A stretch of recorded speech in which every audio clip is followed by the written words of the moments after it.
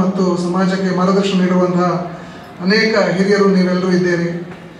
ಮತ್ತು ಇಲ್ಲಿ ಸೇರುವಂಥ ಎಲ್ಲ ಹಿಂದೂ ಬಾಂಧವರೇ, ವಿಶ್ವ ಹಿಂದೂ ಪರಿಷತ್ತು ಪ್ರಾರಂಭ ಆಗಿ ಈ ವರ್ಷ ಷಷ್ಠಿ ಪೂರ್ತಿ ವರ್ಷವನ್ನು ಆಚರಿಸಿಕೊಳ್ತಾ ಇದ್ದೇವೆ. ನಾವು ನಮಗೆಲ್ಲರಿಗೂ ಒಂದು ಅತ್ಯಂತ ಸಂಭ್ರಮದ ದಿನ ಅಂತ ನಾವು ಭಾವಿಸಿದ್ದೇನೆ. ಸಾಮಾನ್ಯವಾಗಿ ನಮ್ಮ ಶರತ್ ಪಡ್ವೆಂಡ ಅವರು ಹೇಳಿದ ಹಾಗೆ ಒಂದು ಷಷ್ಠಿ ಪೂರ್ತಿ ಅಂತ ಹೇಳಿದರೆ ಒಂದು ರಿಟೈರ್ಮೆಂಟ್ ಇದ್ದು ಒಂದು ಸ್ಟೇಜ್ ಅಂತ ಹೇಳಿ ನಮ್ಮ ಸಾಮಾನ್ಯ ಬದುಕಿನಲ್ಲಿ ನಾವೆಲ್ಲರೂ ಕೂಡ ಭಾವಿಸ್ತೇವೆ. ಬಹುಶಃ ಇದು ಈ ಮಾನಸಿಕತೆ ನನಗನ್ನಿಸುತ್ತೆ ಬ್ರಿಟಿಷರು ಬಿಟ್ಟು ಹೋಗಿರುವಂಥ ಒಂದು ಮಾನಸಿಕತೆ ಅಂತ ನನಗನ್ನಿಸುತ್ತೆ.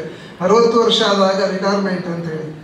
ಆದರೆ ನಮ್ಮ ಇತಿಹಾಸವನ್ನು ನಮ್ಮ ಗಮನಿಸಿದ್ರೆ ನಮ್ಮ ಎಲ್ಲ ಹಿರಿಯ ದಾರ್ಶನಿಕರು ಸಮಾಜಕ್ಕೆ ಮಾರ್ಗದರ್ಶನವನ್ನು ಮಾಡಿರುವಂಥದ್ದು, ಸಮಾಜಕ್ಕೆ ನೇತೃತ್ವವನ್ನು ಕೊಟ್ಟಿರುವಂಥದ್ದು ಬಹಳಷ್ಟು ಜನ 60 ವರ್ಷ ಪ್ರಾಯದ ನಂತರವೇ.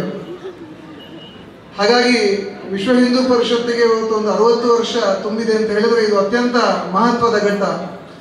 ಆಗಿರುವಂತಹ ಕೆಲಸ ಕಡಿಮೆ, ಇನ್ನು ಆಗಲಿಕ್ಕಿರುವಂತಹ ಕೆಲಸ ತುಂಬ ಇದೆ ಅಂತ ನಾವೆಲ್ಲರೂ ಕೂಡ ಭಾವಿಸಿದ್ದೇವೆ. ಸ್ವಾತಂತ್ರ್ಯ ಕಳೆದು 77 ವರ್ಷಗಳು ಕಳೆದು, ಸ್ವಾತಂತ್ರ್ಯ ಪಡೆದು 77 ವರ್ಷಗಳು ಕಳೆದು ಇನ್ನೂ ಕೂಡ ಈ ತರದ ಸಂಘಟನೆಗಳ ಅವಶ್ಯಕತೆ ಇದೆಯಾ ಅನ್ನುವಂತಹ ಪ್ರಶ್ನೆ ಅನೇಕ ಜನರ ಮನಸ್ಸಲ್ಲಿ ಸಹಜವಾಗಿ ಮೂಡುತ್ತದೆ. 1925ನೇ ಇಸ್ವಿನಲ್ಲಿ ಡಾಕ್ಟರ್ ಕೇಶವ ಬಲರಾಮ್ ಹೆಡ್ಗೇವಾರ್ ಅವರು ರಾಷ್ಟ್ರೀಯ ಸ್ವಯಂ ಸೇವಕ ಸಂಘವನ್ನು ಪ್ರಾರಂಭ ಮಾಡಿದಾಗ ಇದೇ ಪ್ರಶ್ನೆ ಅನೇಕ ಜನರ ಮನಸ್ಸಲ್ಲಿ ಮೂಡಿತ್ತು. ಇಡೀ ದೇಶ ಸ್ವಾತಂತ್ರ್ಯ ಹೋರಾಟದಲ್ಲಿ ಮುಳುಗಿದ್ದೆ. ಈ ಸಂದರ್ಭದಲ್ಲಿ ಹೆಡ್ಗೇವಾರ್ ಅವರು ಒಂದಷ್ಟು ಬಾಲಕರನ್ನು, ಒಂದಷ್ಟು ಯುವಕರನ್ನು ತಗೊಂಡು ಹಿಂದೂ ಸಮಾಜವನ್ನು ಒಟ್ಟು ಮಾಡ್ತೇನೆ, ಹಿಂದೂ ಸಮಾಜವನ್ನು ಸಂಘಟಿಸುತ್ತೇನೆ ಅಂತ ಹೊರಟಿದ್ದಾರೆ, ಇವರಿಗೆ ತಲೆ ಸರಿ ಇಲ್ಲ ಅನ್ನುವಂತಹ ಒಂದು ಟೀಕೆಗಳನ್ನು ಆ ಸಂದರ್ಭದಲ್ಲಿ ಕೂಡ ಸಮಾಜದ ಅನೇಕರು ಮಾಡಿದರು. ಆದರೆ ಹೆಡ್ಗೇವಾರ್ ಅವರು ಈ ಯಾವ ಟೀಕೆಗಳಿಗೆ ಕೂಡ ಬೇಸರ ಮಾಡಿಕೊಳ್ಳಿಲ್ಲ. ಅವರು ಈ ದೇಶದಲ್ಲಿ ರಾಷ್ಟ್ರೀಯ ಸ್ವಯಂ ಸೇವಕ ಸಂಘವನ್ನು ಪ್ರಾರಂಭ ಮಾಡಿದಾಗ ಸುಮ್ಮನೆ ಪ್ರಾರಂಭ ಮಾಡಲಿಲ್ಲ, ಈ ದೇಶದ ಇತಿಹಾಸವನ್ನು ಅವರು ಅಧ್ಯಯನ ಮಾಡಿದರು. ಸುಮಾರು 2000 ವರ್ಷಗಳಷ್ಟು ಕಾಲ ಈ ದೇಶದ ಮೇಲೆ ಅನೇಕ ಜನರಿಂದ ದಾಳಿ ಆಯಿತು. ಗಜ್ನಿ ಮೊಹಮ್ಮದ್, ಗೋರಿ ಮೊಹಮ್ಮದರಂತಹ ಅನೇಕ ಕಳ್ಳ ಕಾಕರು ಕೂಡ ಈ ದೇಶದ ಮೇಲೆ ದಾಳಿ ಮಾಡಿ, ಇವಾಗಿನ ಶಬ್ದದಲ್ಲಿ ಹೇಳಬೇಕು ಅಂತ ಹೇಳಿದ್ರೆ ಕಾಂಜಿ ಪೀಂಜಿ ಅಂತ ಹೇಳಬಹುದು. ಅಂತಹ ಕಾಂಜಿ ಪೀಂಜಿಗಳಾದಂತಹ ಗಜ್ನಿ ಮೊಹಮ್ಮದ್, ಗೋರಿ ಮೊಹಮ್ಮದ್ರಂಥವರು ಕೂಡ ಈ ದೇಶದ ಮೇಲೆ ದಾಳಿ ಮಾಡಿ ಈ ದೇಶದ ಸಂಪತ್ತನ್ನು ಲೂಟಿ ಹೊಡೆಯುವಂತಹ ಪ್ರಯತ್ನವನ್ನು ಮಾಡಿದರು. ಈ ದೇಶದ ಶ್ರದ್ಧಾ ಕೇಂದ್ರಗಳನ್ನು ನಾಶ ಮಾಡುವಂತಹ ಪ್ರಯತ್ನವನ್ನು ಮಾಡಿದರು. ತದನಂತರದ ಇತಿಹಾಸದಲ್ಲಿ ಅನೇಕ ಜನ ದಾಳಿಕೋರರು ಈ ದೇಶಕ್ಕೆ ಬಂದರು. ಇದನ್ನು ಅಧ್ಯಯನ ಮಾಡಿದಾಗ ಹೆಡ್ಗೇವಾರರಿಗೆ ಹೊಳೆದಂತಹ ಒಂದು ಸತ್ಯ ಏನು ಅಂತ ಹೇಳಿದ್ರೆ, ಈ ದೇಶದ ಆತ್ಮ ಆಗಿದ್ದಂತಹ ಹಿಂದೂ ಸಮಾಜ ಯಾವತ್ತೆಲ್ಲ ತನ್ನ ಸ್ವಾಭಿಮಾನವನ್ನು, ತನ್ನ ಆತ್ಮವನ್ನು, ತನ್ನ ಆತ್ಮ ಗೌರವವನ್ನು ಮರೆತು ಬೇರೆ ಬೇರೆ ಹೆಸರಿನಲ್ಲಿ ವಿಘಟಿಸಲ್ಪಟ್ಟಿತ್ತು, ಅಂತಹ ಸಂದರ್ಭದಲ್ಲಿ ಈ ದೇಶದ ಮೇಲೆ ಕಳ್ಳರು ಕಾಕರೆಲ್ಲ ದಾಳಿ ಮಾಡಿದರು. ಇವತ್ತು ನಾವು ಗಮನಿಸ್ತಾ ಇದ್ದೇವೆ, ಅನೇಕ ಜನ ಕಳ್ಳ ಕಾಕರೆಲ್ಲ ಆಂತರಿಕವಾಗಿ ಕೂಡ ಮತ್ತು ಬಹಿರಂಗವಾಗಿ ಕೂಡ ಇವತ್ತು ಹಿಂದೂ ಸಮಾಜದ ಮೇಲೆ ದಾಳಿ ಮಾಡ್ತಾ ಇರೋದನ್ನು ನಾವು ಗಮನಿಸ್ತಾ ಇದ್ದೇವೆ. ಅದಕ್ಕೋಸ್ಕರ ಹೆಡ್ಗೇವಾರ್ ಅವರು ಯೋಚನೆ ಮಾಡಿದ್ರು, ಈ ದೇಶಕ್ಕೆ ಸ್ವಾತಂತ್ರ್ಯ ಅಂತೂ ಲಭ್ಯ ಆಗೇ ಆಗುತ್ತೆ. ಯಾಕಂತ ಹೇಳಿದ್ರೆ ಆ ಕಾಲದಲ್ಲಿ ಹೋರಾಟ ಮಾಡಿದಂಥವರ ಹೋರಾಟದ ಕಿಚ್ಚಿನ ಜ್ವಾಲೆಗೆ ಯಾವ ಬ್ರಿಟಿಷರು ಕೂಡ ಈ ದೇಶದಲ್ಲಿ ಉಳಿಯುವಂತಹ ಸ್ಥಿತಿ ಉಳಿದಿರಲಿಲ್ಲ. ಹಾಗಾಗಿ ಇವಾಗ ಸ್ಪಷ್ಟ ಇತ್ತು, ಈ ದೇಶಕ್ಕೆ 100ಕ್ಕೆ 100 ಭಾಗ ಸ್ವಾತಂತ್ರ್ಯ ಸಿಗುತ್ತೆ. ಆದರೆ ಸಿಕ್ಕಂತಹ ಸ್ವಾತಂತ್ರ್ಯವನ್ನು ಮತ್ತೆ 1000 ವರ್ಷಗಳ ಕಾಲ ಮುಂದುವರಿಸುವುದು ಹೇಗೆ? ನಮ್ಮ ಹಿರಿಯರು ಕಟ್ಟಿಕೊಟ್ಟಂತಹ 10,000 ವರ್ಷಗಳ ಆ ಶ್ರೀಮಂತ ಸಂಸ್ಕೃತಿಯನ್ನು ಉಳಿಸ್ಕೊಳ್ಳೋದು ಹೇಗೆ ಅನ್ನುವಂತಹ ಪ್ರಶ್ನೆ ಅವರ ಮನಸ್ಸಲ್ಲಿ ಬಂತು. ಆ ಕಾರಣಕ್ಕೋಸ್ಕರ ಅವರು ಹಿಂದೂ ಸಮಾಜವನ್ನು ಸಂಘಟನೆ ಮಾಡಲಿಕ್ಕೆ ಹೊರಟರು. ಇವತ್ತು ಅನೇಕ ಜನ ನಾವು ಹೇಳೋದನ್ನು ಕೇಳ್ತೀವಿ, ನಮ್ಮ ವಿರೋಧಿಗಳು ಕೂಡ ಹೇಳ್ತಾರೆ, ಇವತ್ತು ಹಿಂದೂ ಸಮಾಜ ಸಂತೋಷವಾಗಿ ಜೀವನವನ್ನು ಮಾಡ್ತಾ ಇದೆ ಅಂತ ಹೇಳಿದ್ರೆ ಅದಕ್ಕೆ ವಿಶ್ವ ಹಿಂದೂ ಪರಿಷತ್ ಕಾರಣ. ಅದಕ್ಕೆ ರಾಷ್ಟ್ರೀಯ ಸ್ವಯಂ ಸೇವಕರ ಸಂಘ ಕಾರಣ ಅನ್ನುವಂತಹ ಮಾತನ್ನು ಇವತ್ತು ನಮ್ಮ ವಿರೋಧಿಗಳು ಕೂಡ ಸಮಾಜದಲ್ಲಿ ಹೇಳುವಂತಹ ಸಂದರ್ಭವನ್ನು ನಾವು ಕಾಣ್ತಾ ಇದ್ದೇವೆ. ಇವತ್ತು ಇಡೀ ಸಮಾಜದಲ್ಲಿ ಯಾವುದೇ ಕಾರ್ಯಕ್ರಮ ಇರಲಿ, ಅಲ್ಲಲ್ಲಿ ಕೇಸರಿ ಧ್ವಜಗಳು ರಾರಾಜಿಸುವುದನ್ನು ನಾವು ಕಾಣ್ತಾ ಇದ್ದೇವೆ. ಇವತ್ತು ನಾನು ಈ ಮೆರವಣಿಗೆಯನ್ನು ನಾನು ಗಮನಿಸಿದೆ. ಇಡೀ ಬೆಳ್ತಂಗಡಿಯಲ್ಲಿ ಹಿಂದೂ ಸಮಾಜದ ಒಂದು ರೀತಿಯ ಸ್ವಾಭಿಮಾನದ ಮಾರ್ದನಿ ಇಡೀ ಸಮಾಜದಲ್ಲಿ ಕಂಡದ್ದನ್ನು ಗಮನಿಸಿದ್ವಿ. ಅದೇ ಒಂದು 30-35 ವರ್ಷಗಳ ಹಿಂದೆ ನಾವು ಇತಿಹಾಸವನ್ನು ನೋಡಿದರೆ ಒಂದು ಕೇಸರಿ ಶಾಲನ್ನು ಹಾಕೋದು ಭಾರಿ ಅಪರೂಪ. ಎಲ್ಲ ಅಲ್ಲಿ ಇಲ್ಲಿ ಒಂದು GSP ಸಮುದಾಯದವರು ಅಥವಾ ಯಾವುದೋ ಒಂದು ಬ್ರಾಹ್ಮಣ ಸಮುದಾಯದವರು ಈ ಕೇಸರಿ ಶಾಲನ್ನು ನಾವು ಧರಿಸುವುದನ್ನು ನೋಡಿದ್ವಿ. ಆದರೆ ಇವತ್ತು ಸಂತೋಷದ ವಿಷಯ ಏನು ಅಂತ ಹೇಳಿದ್ರೆ, ಇವತ್ತು ಸಮಾಜದಲ್ಲಿ ಏನೇ ಕಾರ್ಯಕ್ರಮ ಆಗಲಿ, ಅದು ದೇವಸ್ಥಾನದ ಉತ್ಸವ ಆಗಲಿ ಅಥವಾ ಯಾವುದೋ ಒಂದು ಜಾತಿ ಸಂಘಟನೆ ಕಾರ್ಯಕ್ರಮ ಆಗಲಿ ಅಥವಾ ಯಾವುದೋ ಒಂದು ದೈವದ ನೇಮೋತ್ಸವ ಆಗಲಿ, ಎಲ್ಲಿ ನೋಡಿದರೂ ಕೂಡ ಇವತ್ತು ಕೇಸರಿ ರಾರಾಜಿಸುವುದನ್ನು ನಾವು ಗಮನಿಸ್ತಾ ಇದ್ದೇವೆ. ಅತ್ಯಂತ ಸಂತೋಷ ಆಗುತ್ತೆ. ಆದರೆ ಒಂದು ಮಾತನ್ನು ನಾವೆಲ್ಲರೂ ಕೂಡ ಗಮನಿಸಬೇಕು. ಈ ರೀತಿಯ ಒಂದು ವಾತಾವರಣ ನಿರ್ಮಾಣ ಆಗಬೇಕಿದ್ರೆ ಇದರ ಹಿಂದೆ ಸುಮಾರು 100 ವರ್ಷಗಳ ನಿರಂತರವಾಗಿರುವಂಥ ಒಂದು ಪರಿಶ್ರಮ ಇದೆ, ನಿರಂತರವಾಗಿರುವಂಥ ಒಂದು ಬಲಿದಾನ ಇದೆ, ನಿರಂತರವಾಗಿರುವಂಥ ಒಂದು ತ್ಯಾಗ ಇದೆ. ಈ ಇತಿಹಾಸವನ್ನು ನಾವು ಮರಿಬಾರದು. ಆ ಇತಿಹಾಸದ ಆಧಾರದಲ್ಲಿ ಮುಂದೆ ನಾವು ಸಮಾಜವನ್ನು ಕಟ್ಕೊಳ್ತಾ ಹೋಗಬೇಕು ಅನ್ನುವಂತಹ ಒಂದು ಆಶಯವನ್ನು ಈ ಸಂದರ್ಭದಲ್ಲಿ ಬಲವಾಗಿ ವ್ಯಕ್ತಪಡಿಸಲಿಕ್ಕೆ ನಾನು ಇಚ್ಛೆ ಪಡ್ತೇನೆ. ವಿಶ್ವ ಹಿಂದೂ ಪರಿಷತ್ನ ಇತಿಹಾಸವನ್ನು ನಮ್ಮ ನಿರ್ವಾಹಕರು ಪ್ರಾರಂಭದಲ್ಲಿ ಹೇಳಿದರು. 1964ನೇ ಇಸ್ವಿನಲ್ಲಿ ರಾಷ್ಟ್ರೀಯ ಸ್ವಯಂ ಸೇವಕ ಸಂಘದ ದ್ವಿತೀಯ ಸರಸಂಘ ಚಾಲಕರಾದಂತಹ ಪರಮ ಪೂಜನೀಯ ಗುರೂಜಿಯವರ ಆಶಯದಂತೆ, ಅವರ ಚಿಂತನೆಯಂತೆ ಸ್ವಾಮಿ ಚಿನ್ಮಯಾನಂದರು, SS ಆಪ್ಟೆ ಅವರು, ಪೇಜಾವರ ಸ್ವಾಮೀಜಿಗಳು ಇಂತಹ 10 ಮಹಾತ್ಮರು ಸೇರಿಕೊಂಡು ಈ ದೇಶದಲ್ಲಿ ಪ್ರಾರಂಭ ಮಾಡಿದರು. 1964ನೇ ಇಸ್ವಿನಲ್ಲಿ ಮುಂಬೈನಲ್ಲಿ ಪ್ರಾರಂಭ ಮಾಡಿದರು. ಕಳೆದ 60 ವರ್ಷಗಳಲ್ಲಿ ನಿರಂತರವಾಗಿ ವಿಶ್ವ ಹಿಂದೂ ಪರಿಷತ್ತು ಹಿಂದೂ ಸಮಾಜಕ್ಕೆ ಶಕ್ತಿಯನ್ನು ತುಂಬುವಂತಹ ಕೆಲಸವನ್ನು ಮಾಡಿಕೊಂಡು ಬಂದಿದೆ. ಅದರ ಇತಿಹಾಸವನ್ನು ನಾವು ಉಲ್ಲೇಖ ಮಾಡ್ತಾ ಹೋದರೆ 16 ಗಂಟೆಗಳು ಬೇಕು. ಈ ರೀತಿ ಈ ದೇಶದ ಸಾಮಾಜಿಕ ಹಾಗೂ ರಾಷ್ಟ್ರೀಯ ಜೀವನದಲ್ಲಿ ವಿಶ್ವ ಹಿಂದೂ ಪರಿಷತ್ನ ಮಹತ್ವ ಅಷ್ಟು ಇದೆ. ಕೇವಲ ಒಂದು ನನಗೆ ಅರ್ಧ ಗಂಟೆ ಮಾತನಾಡಬೇಕು ಅಂತ ಹೇಳಿದ್ದಾರೆ. ಬಹುಶಃ ಅರ್ಧ ಗಂಟೆಯಲ್ಲಿ ವಿಶ್ವ ಹಿಂದೂ ಪರಿಷತ್ ಇತಿಹಾಸವನ್ನು ಹೇಳಲಿಕ್ಕೆ ಸಾಧ್ಯ ಇಲ್ಲ. ಅಂತಹ ಒಂದು ಶ್ರೇಷ್ಠವಾಗಿರುವಂತಹ ಮತ್ತು ಸುದೀರ್ಘವಾಗಿರುವಂತಹ ಕೆಲಸವನ್ನು ನಮ್ಮ ಹಿರಿಯರು ನಾವು ಮಾಡಿರುವುದನ್ನು ನಾವು ಕಂಡಿದ್ದೇವೆ. ಇವತ್ತು ನಾವೆಲ್ಲರೂ ಕೂಡ ಧೈರ್ಯವಾಗಿ ನಾವು ತಲೆ ಎತ್ತಿ ಸಮಾಜದ ನಡುವೆ ನಾವು ಬದುಕ್ತಾ ಇದ್ದೀವಿ ಅಂತ ಹೇಳಿದ್ರೆ ಇದರಲ್ಲಿ ವಿಶ್ವ ಹಿಂದೂ ಪರಿಷತ್ ಬಹಳ ದೊಡ್ಡ ಒಂದು ಮಹತ್ವದ ಪಾತ್ರ ಇದೆ ಅಂತ ಹೇಳಿದ್ರೆ ಖಂಡಿತ ತಪ್ಪಾಗ್ಲಿಕ್ಕಿಲ್ಲ. ಇವತ್ತು ಸ್ವಾತಂತ್ರ್ಯೋತ್ತರ ದಿನಗಳಲ್ಲಿ ಈ ದೇಶದ ಆಳ್ವಿಕೆಯನ್ನು ನಡೆಸಿದಂತಹ ರಾಜಕೀಯ ಪಕ್ಷಗಳು ಹೇಗೆ ಈ ದೇಶವನ್ನು ಮುನ್ನಡೆಸಿದೆ ಅನ್ನುವಂತಹ ಇತಿಹಾಸ ನಮ್ಮ ಕಣ್ಮುಂದೆ ಇದೆ. ಈ ದೇಶದಲ್ಲಿರುವಂತಹ 2 ಪ್ರಮುಖ ಸಮುದಾಯಗಳು, ಅದು ಹಿಂದೂ ಸಮುದಾಯ ಇರಬಹುದು, ಮುಸಲ್ಮಾನ ಸಮುದಾಯ ಇರಬಹುದು, ಈ 2 ಸಮುದಾಯಗಳ ಮಧ್ಯೆ ಒಂದು ರೀತಿಯ ಅಂತರವನ್ನು ಸೃಷ್ಟಿ ಮಾಡಿ ಮುಸಲ್ಮಾನ ಸಮುದಾಯವನ್ನು ತುಷ್ಟೀಕರಣ ಮಾಡಬೇಕು, ತನ್ಮೂಲಕ ಈ ಸಮಾಜದ ಆಡಳಿತ ಚುಕ್ಕಾಣಿಯನ್ನು ಹಿಡಿಬೇಕನ್ನೋ ಕಾರಣಕ್ಕೋಸ್ಕರವಾಗಿ ಹಿಂದೂ ಸಮಾಜದ ಮೇಲೆ ನಿರಂತರವಾಗಿ ರಾಜಕೀಯವಾಗಿ ಸಾಮಾಜಿಕವಾಗಿ ದಾಳಿ ಮಾಡಿರುವಂಥದ್ದನ್ನು ನಾವು ಕಂಡಿದ್ದೇವೆ. ಇಂತಹ ದಾಳಿಯ ಸಂದರ್ಭದಲ್ಲಿ ನಮ್ಮ ಹಿರಿಯರು ಹೇಗೆ ಈ ಸಂಘಟನೆಯನ್ನು ಕಟ್ಟಿದ್ರು ಅನ್ನುವಂತಹ ಇತಿಹಾಸವನ್ನು ನಾವು ತಿಳ್ಕೊಳ್ಬೇಕು. ಒಮ್ಮೆ ನಾನು ಪರಮ ಪೂಜ್ಯ ಕೃಷ್ಣಪ್ಪನವರ ಜೊತೆ ಒಂದು ಸಣ್ಣ ಬೈಠಕಲ್ಲಿ ಕೂತಿದ್ದೆ. ಆ ಸಂದರ್ಭದಲ್ಲಿ ಉಡುಪಿಯ ಒಂದು ಪಾಂಗಾಳ ಅನ್ನುವಂಥ ಒಂದು ಪ್ರದೇಶದಲ್ಲಿ ಆ ಬೈಠಕ್ ನಡೆದಿತ್ತು. ಅಲ್ಲಿ ಅವರು ಒಂದು ಮಾತು ಹೇಳಿದರು. 1960-70ರ ದಶಕದಲ್ಲಿ ಒಬ್ಬ ವಿಶ್ವ ಹಿಂದೂ ಪರಿಷತ್ನ ಕಾರ್ಯಕರ್ತ ನಾನು ಅಂತ ಹೇಳಿ ಅಥವಾ ಒಬ್ಬ ರಾಷ್ಟ್ರೀಯ ಸ್ವಯಂ ಸೇವಕ ಸಂಘದ ಕಾರ್ಯಕರ್ತ ಅಂತ ಹೇಳಿ ಯಾವುದೋ ಒಂದು ಮನೆಗೆ ಹೋಗಿ ನೀರು ಕೇಳಿದರೆ ಆ ಮನೆಯವರು ನೀರು ಕೊಡದಿದ್ದಂತಹ ಒಂದು ಪರಿಸ್ಥಿತಿ 1960-70ರ ದಶಕದಲ್ಲಿ ಈ ಸಮಾಜದ ಮುಂದೆ ಇತ್ತು. ಆದರೆ ಇವತ್ತು ವಿಶ್ವ ಹಿಂದೂ ಪರಿಷತ್ನ ಕಾರ್ಯಕರ್ತ ಅಂತ ಹೇಳಿದ್ರೆ ತಕ್ಷಣ ಮನೆಯೊಳಗೆ ಕರೆದು ಕಾಫಿ ಕುಡಿದು ಹೋಗಿ, ಊಟ ಮಾಡಿ ಹೋಗಿ ಅನ್ನುವಂತಹ ಒಂದು ಪರಿಸ್ಥಿತಿ ನಿರ್ಮಾಣ ಆಗಿದೆ. ಹಾಗಾದ್ರೆ ನಾವು ಯೋಚನೆ ಮಾಡಬೇಕು, ನಮ್ಮ ಹಿಂದೆ ಕೆಲಸ ಮಾಡಿದಂತಹ ಕಾರ್ಯಕರ್ತರು ಈ ಸಂಘಟನೆಯನ್ನು ಬೆಳೆಸಲಿಕ್ಕೆ, ಈ ಸಂಘಟನೆಯ ಪ್ರಭಾವವನ್ನು ಸಮಾಜದಲ್ಲಿ ಬೀರ್ಲಿಕ್ಕೆ ಎಷ್ಟು ತ್ಯಾಗವನ್ನು ಮಾಡಿದ್ದಾರೆ ಅನ್ನೋದನ್ನು ನಾವು ಯೋಚನೆ ಮಾಡಬೇಕು. ಒಂದು ಸಂದರ್ಭದಲ್ಲಿ ನನ್ನ ನೆನಪಿದೆ, ನಾನು ಪುತ್ತೂರಿಗೆ ಕಾಲೇಜ್ ಹೋಗ್ತಿದ್ದಂಥ ಸಂದರ್ಭ, ನಮ್ಮ ಊರಿನಲ್ಲಿ ವಿಶ್ವ ಹಿಂದೂ ಪರಿಷತ್ನ ಒಂದು ಸಣ್ಣ ಘಟಕವನ್ನು ಆ ಕಾಲದಲ್ಲಿ ಮಾಡಿದರು. 96-97ನೇ ಇಸ್ವಿ ಇರಬೇಕು.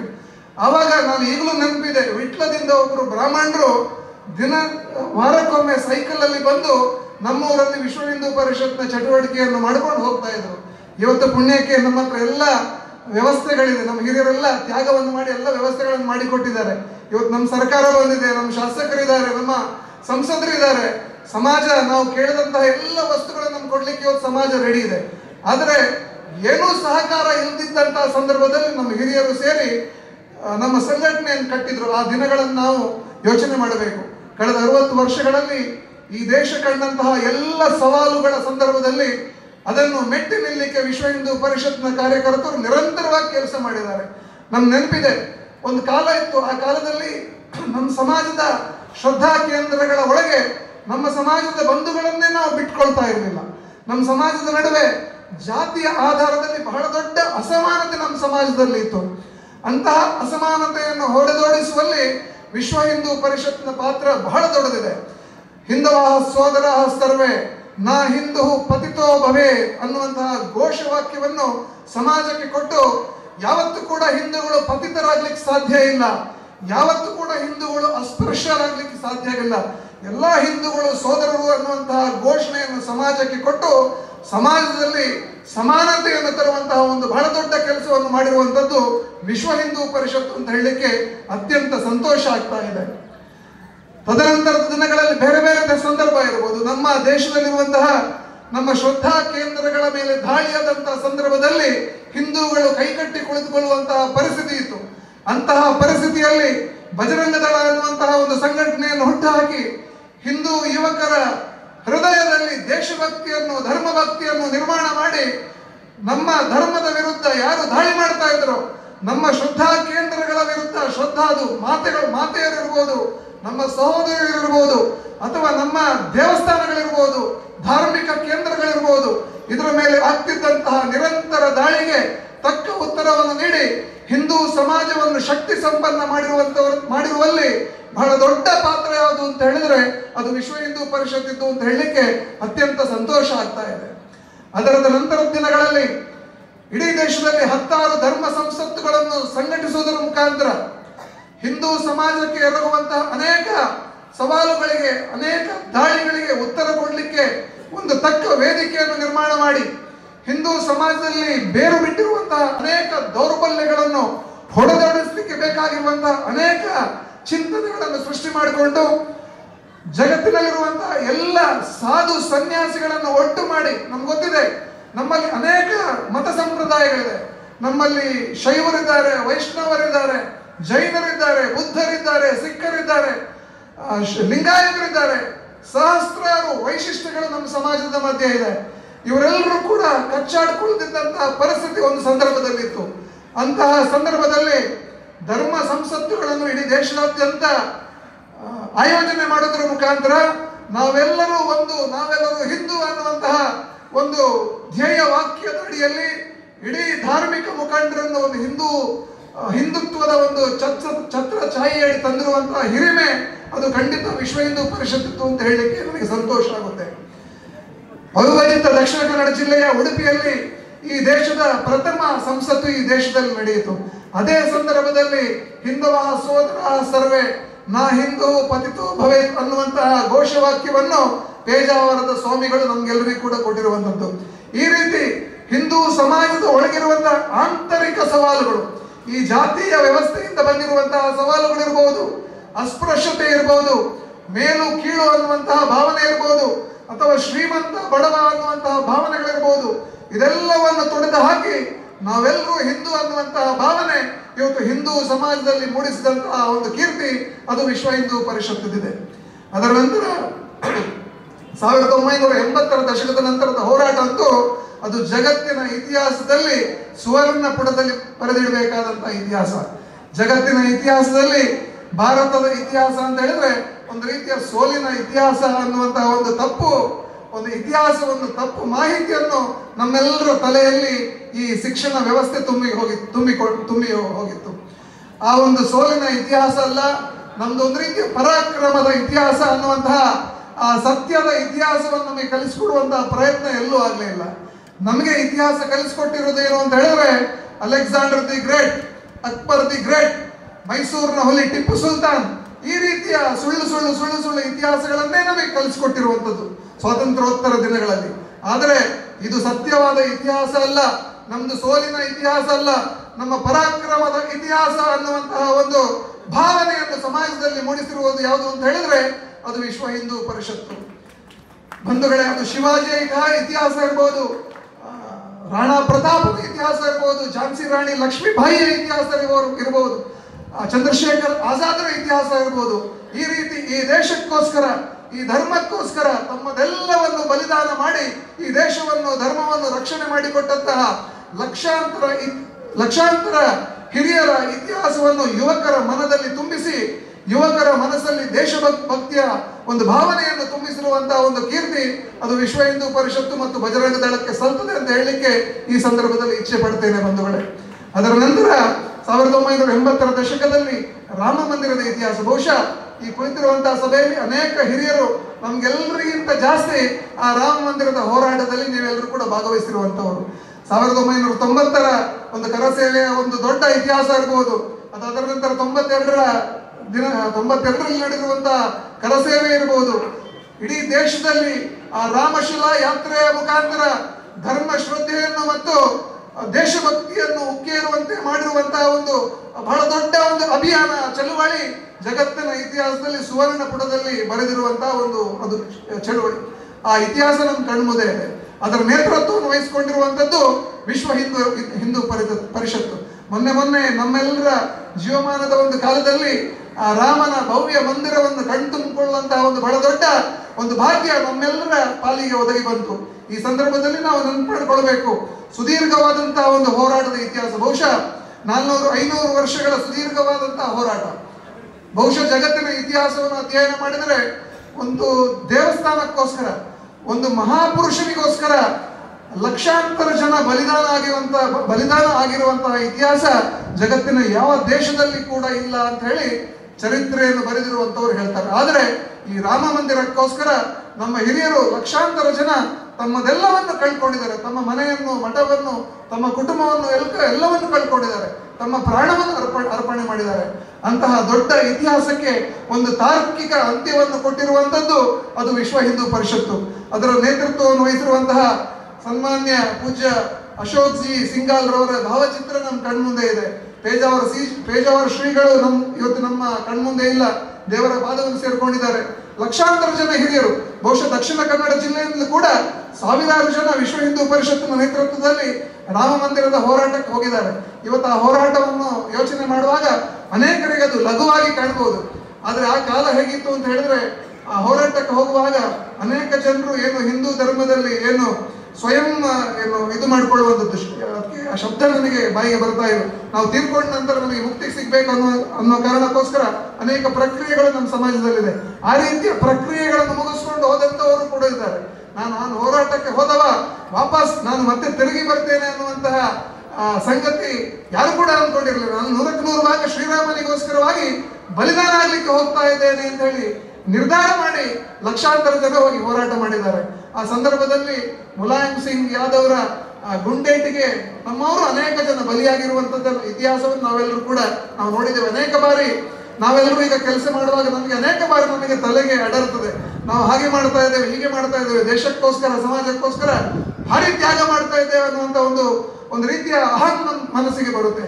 ಅದಕ್ಕೆ ನಾನು ಹೇಳಿದೆ ಬಂಧುಗಳೇ, 60 ವರ್ಷಗಳ, ಸುಮಾರು 100 ವರ್ಷಗಳ ಇತಿಹಾಸವನ್ನು ಒಮ್ಮೆ ಅಧ್ಯಯನ ಮಾಡಿದರೆ ನಮ್ಮ ಹಿರಿಯರು ಈ ಒಂದು ಇವತ್ತಿನ ದಿನಕ್ಕೋಸ್ಕರ ಯಾವ ರೀತಿಯ ಹೋರಾಟ ಮಾಡಿದ್ದಾರೆ ಅನ್ನುವಂತಹ ಸತ್ಯ ನಮ್ಮ ಗಮನಕ್ಕೆ ಬರುತ್ತೆ. ಆ ಹಿರಿಯರೆಲ್ಲರನ್ನು ಕೂಡ ನೆನಪಿಸಿಕೊಳ್ಳುವಂಥದ್ದು, ಆ ಹಿರಿಯರ ತ್ಯಾಗದ ಆಧಾರದಲ್ಲಿ, ಆ ಹಿರಿಯರ ಬಲಿದಾನದ ಆಧಾರದಲ್ಲಿ ಈ ದೇಶವನ್ನು, ಈ ಧರ್ಮವನ್ನು ರಕ್ಷಣೆ ಮಾಡುವಂಥದ್ದು ನಮ್ಮೆಲ್ಲರ ಕರ್ತವ್ಯ ಅನ್ನುವಂತಹ ಜಾಗೃತಿ ಮೂಡಬೇಕಾದಂತಹ ಒಂದು ಸಂದರ್ಭದಲ್ಲಿ ನಾವಿದ್ದೇವೆ ಅಂತ ನಾನು ಭಾವಿಸ್ತೇನೆ.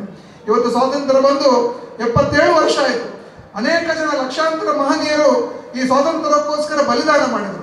ಆದರೆ ಸ್ವಾತಂತ್ರ್ಯೋತ್ತರ 77 ವರ್ಷಗಳಲ್ಲಿ ಖಂಡಿತವಾಗ್ಲೂ ಅನೇಕ ರಂಗಗಳಲ್ಲಿ ನಾವು ಬೆಳೆದಿದ್ದೇವೆ. ಇವತ್ತು ಜಗತ್ತಿನ ಒಂದು ವಿಜ್ಞಾನದ ಜಗತ್ತನ್ನು ನೋಡಿದ್ರೆ ಇವತ್ತು ಭಾರತೀಯರು ಬಹಳ ದೊಡ್ಡ ಸಾಧನೆ ಮಾಡಿದ್ದಾರೆ. ಇವತ್ತು ಆರ್ಥಿಕ ಕ್ಷೇತ್ರವನ್ನು ಗಮನಿಸಿದ್ರೆ ಬಹಳ ದೊಡ್ಡ ಸಾಧನೆಯನ್ನು ಮಾಡಿದ್ದಾರೆ. ಬೇರೆ ಬೇರೆ ಕ್ಷೇತ್ರಗಳನ್ನು ಗಮನಿಸಿದ್ರೆ ಇವತ್ತು ಬಹಳ ದೊಡ್ಡ ಸಾಧನೆ ಭಾರತದ ಸಮಾಜದಿಂದ ಆಗಿದೆ. ಆದರೆ ಅದರ ಜೊತೆಗೆ ಇವತ್ತು ಬಹಳ ದೊಡ್ಡ ಸವಾಲು ಇವತ್ತು ಹಿಂದೂ ಸಮಾಜ ಇವತ್ತು ಎದುರಿಸ್ತಾ ಇದೆ. ಖಂಡಿತ ಇವತ್ತು ಬೇರೆ ಬೇರೆ ಕಾರಣಕ್ಕೋಸ್ಕರವಾಗಿ ನಮ್ಮ ಕಾರ್ಯಕರ್ತರ ಪರಿಶ್ರಮದಿಂದಾಗಿ ಇವತ್ತು ಹಿಂದೂ ಸಮಾಜ ಸಶಕ್ತವಾಗಿದೆ. ಆದರೆ ಬಂಧುಗಳೇ, ಈ ಸಂದರ್ಭದಲ್ಲಿ ಹೇಳಲಿಕ್ಕೆ ನಾನು ಬಯಸ್ತೇನೆ, ಖಂಡಿತ ಇದು ಸಾಕಾಗೋದಿಲ್ಲ. ಮತ್ತೆ ಇಡೀ ಹಿಂದೂ ಸಮಾಜ ಮತ್ತೆ ಮೈ ಕೊಡಗಿ ಎದ್ದು ನಿಲ್ಲಬೇಕಾದಂತ ಅನಿವಾರ್ಯ ಸಂದರ್ಭ ಸೃಷ್ಟಿಯಾಗಿದೆ. ಇವತ್ತು ನಾವು ಸಮಾಜದಲ್ಲಿ ಒಂದು ಅಂಕಿ ಸಂಖ್ಯೆಗಳನ್ನು ಗಮನಿಸಿದಾಗ ಅತ್ಯಂತ ದುಃಖ ಆಗುತ್ತೆ. ಒಂದು 25-30 ವರ್ಷದ ಹಿಂದೆ ಮಂಗಳೂರಿಂದ ಬೆಳ್ತಂಗಡಿ ಇರ್ಬೋದು ಅಥವಾ ಮಂಗಳೂರಿಂದ ಪುತ್ತೂರು ಇರ್ಬೋದು, ನಾವು ಬರುವಾಗ ರಸ್ತೆಯ ಇಕ್ಕೆಲಗಳಲ್ಲಿ ಅನೇಕ ಹಿಂದೂ ಶಕ್ತಿ ಕೇಂದ್ರಗಳನ್ನು ನಾವು ಗಮನಿಸಿದ್ವಿ. ಅದು ಫರಂಗಿಪೇಟೆ ಇರ್ಬೋದು, ತುಂಬೆ ಇರ್ಬೋದು, ಅಥವಾ ಕುಂಜಾಲಕಟ್ಟೆ ಇರ್ಬೋದು, ಅಥವಾ ಈ ರೀತಿಯ ಅನೇಕ ನೇರಳಕಟ್ಟೆ ಇರ್ಬೋದು, ಒಂದು ಕಬಾಕ ಇರ್ಬೋದು, ಈ ರೀತಿಯ ಅನೇಕ ಶಕ್ತಿ ಕೇಂದ್ರಗಳನ್ನು ರಸ್ತೆ ಇಕ್ಕೆಲಗಳಲ್ಲಿ ಕೂಡ ನಾವು ಗಮನಿಸಿದ್ದೇವೆ. ಆದರೆ ಇವತ್ತು ದುಃಖ ಆಗ್ತಾ ಇದೆ. ಇವತ್ತು ನಮ್ಮ 2 ರಾಷ್ಟ್ರೀಯ ಹೆದ್ದಾರಿಗಳ ಅಕ್ಕಪಕ್ಕಗಳಲ್ಲಿ ಯಾವ ರೀತಿ ನಮ್ಮ ವಿರೋಧಿಗಳು ಬೆಳೀತಾ ಇದ್ದಾರೆ ಅನ್ನೋದನ್ನು ನಾವು ಸೂಕ್ಷ್ಮವಾಗಿ ಗಮನಿಸಬೇಕು. ನಾವು ಕೆಲವೊಮ್ಮೆ ಈ ಜಾತ್ಯತೀತತೆಯ ಮುಖವಾಡದ ಜಾತ್ಯತೀತತೆಯ ಒಂದು ರೀತಿಯ ಭ್ರಮೆಯಲ್ಲಿ ನಾವು ಒಂದು ರೀತಿ ನಮ್ಮತನವನ್ನು ಮರೆತಿದ್ದೇವೆ. ನಾವು ವಿಶ್ವ ಹಿಂದೂ ಪರಿಷತ್ತು, ರಾಷ್ಟ್ರೀಯ ಸ್ವಯಂ ಸೇವಕ ಸಂಘ ಅಥವಾ ಭಾರತೀಯ ಜನತಾ ಪಕ್ಷ ಅಂತ ಹೇಳ್ಕೊಳ್ಳಿಕ್ಕೆ ಕೆಲವೊಮ್ಮೆ ನಾಚಿಕೆ ಪಡುವಂತಹ, ಕೆಲವೊಮ್ಮೆ ಮುಜುಗರ ಪಡುವಂತಹ ಅನೇಕ ಬಂಧುಗಳನ್ನು ನಾವು ಇವತ್ತು ಕೂಡ ಸಮಾಜದಲ್ಲಿ ನಾವು ಕಾಣ್ತಾ ಇದ್ದೇವೆ. ನಮ್ಮ ಜೊತೆ ಗುರುತಿಸಿಕೊಳ್ಳೋದಕ್ಕೆ ಇಷ್ಟಪಡೋದಿಲ್ಲ. ಎಲ್ಲಿಯಾದ್ರೂ ನಮ್ಮ ಜೊತೆ ಗುರುತಿಸಿಕೊಂಡ್ರೆ ಎಲ್ಲಿಯಾದ್ರೂ ಕೋಮುವಾದಿಗಳು ಅನ್ನುವಂತಹ ಒಂದು ಹಣೆಪಟ್ಟಿ ನಮಗೆ ಅಂಟುತ್ತೆ ಅನ್ನುವಂತಹ ಭಯಕ್ಕೋಸ್ಕರವಾಗಿ ಇವತ್ತು ಕೂಡ ಹಿಂದೂ ಸಮಾಜದ ದೊಡ್ಡ ಭಾಗ ನಮ್ಮ ಜೊತೆ ಸಕ್ರಿಯವಾಗಿ ಬರಲಿಕ್ಕೆ ತಯಾರಾಗ್ತಾ ಇಲ್ಲ. ಆದ್ರೆ ಬಂಧುಗಳೇ, ಮುಂದೆ ಇರುವಂತಹ ಸವಾಲುಗಳನ್ನು ಗಮನಿಸಬೇಕು. ಇವತ್ತು ದುಃಖ ಆಗುತ್ತೆ. ಒಬ್ಬರು ಹಿರಿಯರು ಒಂದು ಸಂದರ್ಭದಲ್ಲಿ ಹೇಳಿದಂತಹ ಮಾತು ನನಗೆ ಆಗಾಗ ನೆನಪಾಗ್ತಾ ಇರುತ್ತೆ. ಸರ್ಕಾರ ಒಂದು ಸಂದರ್ಭದಲ್ಲಿ ಹೇಳ್ದಂತೆ, ನಾವು 3 ಸಾಕು, 2 ಬೇಕು 3 ಸಾಕು, ಕುಟುಂಬ ಯೋಜನೆಗೆ ಸಂಬಂಧಪಟ್ಟಂತ ಹೇಳ್ತಾ ಇದ್ದಾರೆ. 2 ಬೇಕು 3 ಸಾಕು ಅಂತ ಸರ್ಕಾರ ಘೋಷಣೆಯನ್ನು ಹಾಕ್ತು. ಆವಾಗ ನಾವೆಲ್ಲರೂ, ಇಡೀ ಹಿಂದೂ ಸಮಾಜ ಆ ಘೋಷಣೆಯನ್ನು ಫಾಲೋ ಮಾಡಿತು. 2 ಬೇಕು 3 ಸಾಕು, ಅಲ್ಲಿಗೆ 3ಕ್ಕೆ ಎಲ್ಲರೂ ನಿಲ್ಲಿಸಿಬಿಟ್ರು.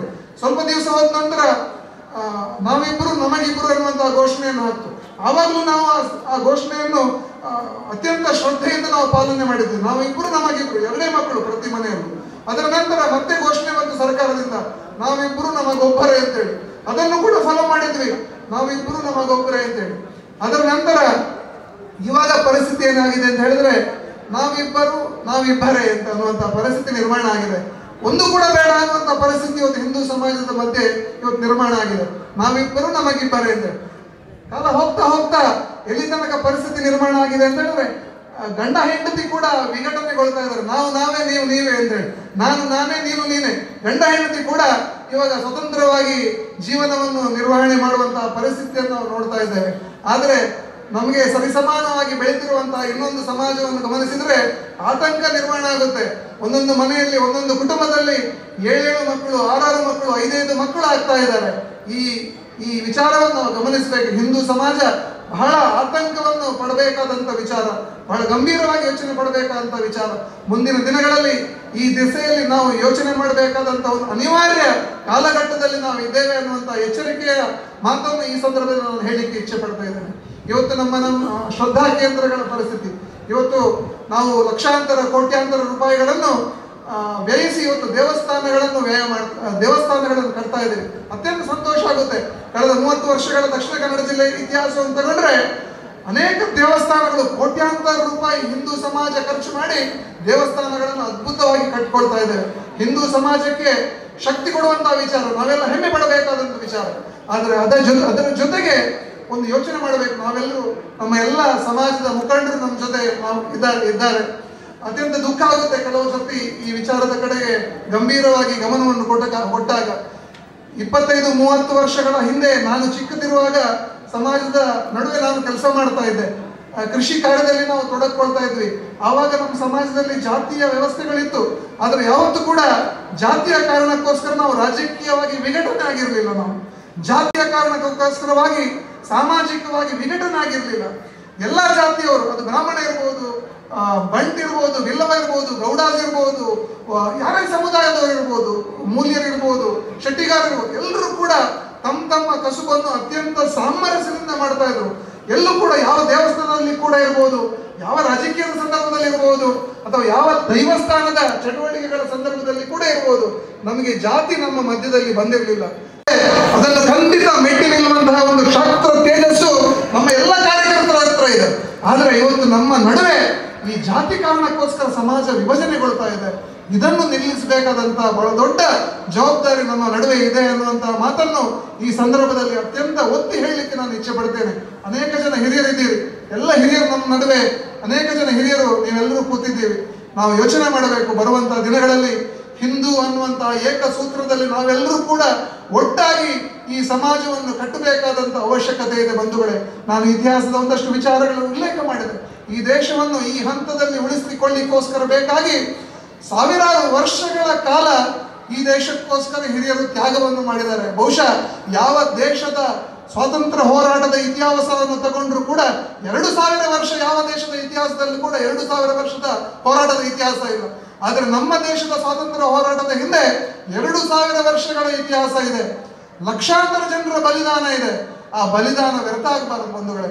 ಮತ್ತೆ ಈ ಹಿಂದೂ ಸಮಾಜ ಮೈ ಕೊಡವಿ ಎದ್ದು ನಿಲ್ಬೇಕಾದಂತ ಅವಶ್ಯಕತೆ ಇದೆ. ಅದಕ್ಕೋಸ್ಕರ ಇವತ್ತು ವಿಶ್ವ ಹಿಂದೂ ಪರಿಷತ್ತಿನ ಸಹಸ್ರಾರು ಕಾರ್ಯಕರ್ತರು ಕೆಲಸ ಮಾಡ್ತಾ ಇದ್ದಾರೆ.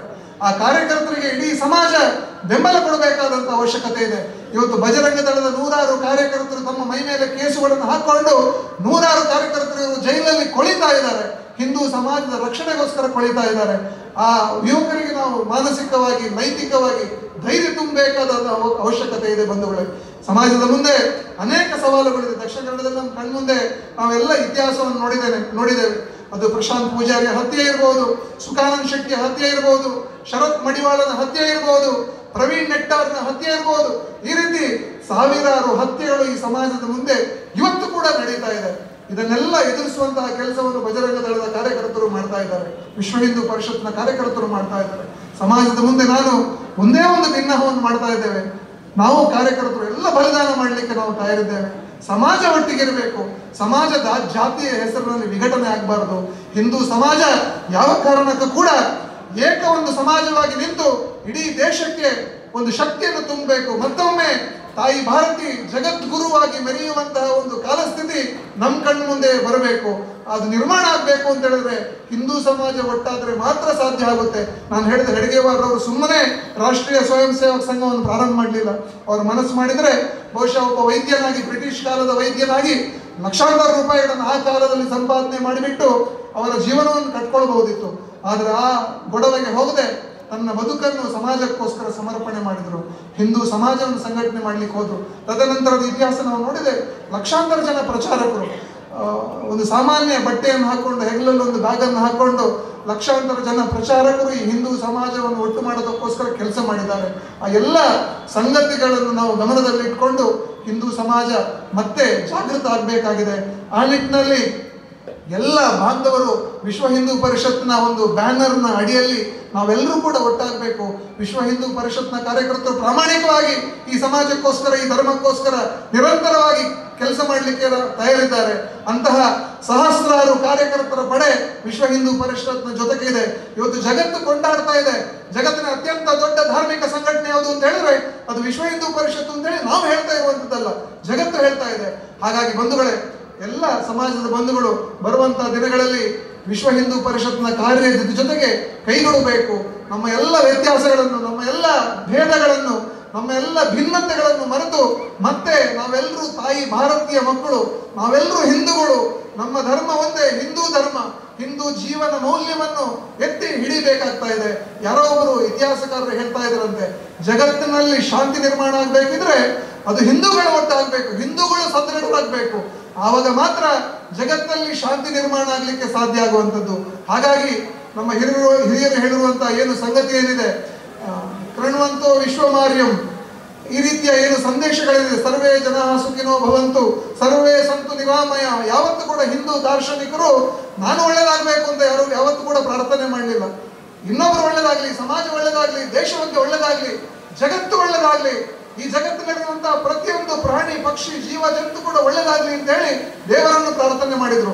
ಆ ಕಾರಣಕ್ಕೋಸ್ಕರ ಅನೇಕ ಋಷಿ ಮುನಿಗಳು, ಅದು ವಿವೇಕಾನಂದರು ಇರ್ಬೋದು, ದಯಾನಂದ ಸರಸ್ವತಿ ಅವರು ಇರ್ಬೋದು, ಸ್ವಾಮಿ ವಿದ್ಯಾಧರರು ಇರ್ಬೋದು, ಇಂತಹ ಅನೇಕ ಜನರು, ಲಕ್ಷಾಂತರ ಜನ ಒಂದು ತಾತ್ವಿಕರ ದಾರ್ಶನಿಕರ ಇತಿಹಾಸವನ್ನು ನಾವು ನಿಮ್ಮ ಕಣ್ಮುಂದೆ ಇಡಬಹುದು. ಅಂತ ಎಲ್ಲರೂ ಕೂಡ ಅವರ ಇಡೀ ಜೀವನವನ್ನು ಈ ದೇಶಕ್ಕೋಸ್ಕರ, ಧರ್ಮಕ್ಕೋಸ್ಕರ ತಪಸ್ಸು ಮಾಡಿದ್ರು. ಹಾಗಾಗಿ ಅದೆಲ್ಲವನ್ನು ನಮ್ಮ ಮನಸ್ಸಿಗೆ ತಂದುಕೊಂಡು ಮತ್ತೆ ಹಿಂದೂ ಸಮಾಜ ಮೈ ಕೊಡಬಿಟ್ಟು ಎದ್ದೇಳಬೇಕಾದಂತಹ ಒಂದು ಅನಿವಾರ್ಯ ಸಂದರ್ಭದಲ್ಲಿ ನಾವೆಲ್ಲರೂ ಕೂಡ ಇದ್ದೇವೆ ಬಂಧುಗಳೇ. ಹಾಗಾಗಿ ಹೆಚ್ಚು ಸುದೀರ್ಘವಾಗಿ ನಾನು ಮಾತನಾಡಲಿಕ್ಕೆ ಹೋಗೋದಿಲ್ಲ. ನೀವೆಲ್ಲರೂ ಕೂಡ ಅತ್ಯಂತ ಜಾಗೃತರಾಗಿದ್ದೀರಿ. ಇವತ್ತು ವಿಶ್ವ ಹಿಂದೂ ಪರಿಷತ್ನ ಒಂದು ಷಷ್ಠಿ ಪೂರ್ತಿಯ ಈ ಸಂದರ್ಭದಲ್ಲಿ ಈ ಬೆಳ್ತಂಗಡಿಯ ಮಣ್ಣಿನಲ್ಲಿ ಒಂದು ನವ ಮನ್ವಂತರ ಒಂದು ಪ್ರಾರಂಭ ಆಗಬೇಕನ್ನುವಂತಹ ಒಂದು ಆಶಯವನ್ನು ತಮ್ಮೆಲ್ಲರಲ್ಲಿ ವ್ಯಕ್ತಪಡಿಸ್ತಾ ಒಂದು ಅತ್ಯಂತ ಸುಂದರವಾಗಿ ಕಾರ್ಯಕ್ರಮವನ್ನು ನಡೆಸಿದಂಥ ಎಲ್ಲ ವಿಶ್ವ ಹಿಂದೂ ಪರಿಷತ್ತು ಹಾಗೂ ಬಜರಂಗ ದಳ ಮತ್ತು ಸಂಬಂಧಿತ ಸಂಘಟನೆಗಳ ಎಲ್ಲ ಕಾರ್ಯಕರ್ತರಿಗೆ ಕೂಡ ಅಭಿನಂದನೆಗಳನ್ನು ಸಲ್ಲಿಸಿಕೊಂಡು ಭಾಗವಹಿಸಿದಂತಹ ಎಲ್ಲ ಸಂಘದ ಹಿರಿಯರು, ಸಮಾಜದ ಹಿರಿಯರು, ಪಕ್ಷದ ಹಿರಿಯರು ಎಲ್ಲರಿಗೂ ಕೂಡ ವಂದಿಸ್ತಾ, ಎಲ್ಲ ಹಿಂದೂ ಬಂಧುಗಳಿಗೆ ವಂದಿಸ್ತಾ ನನ್ನ ಒಂದೆರಡು ಮಾತುಗಳನ್ನು ಮುಗಿಸ್ತಾ ಇದ್ದೇನೆ.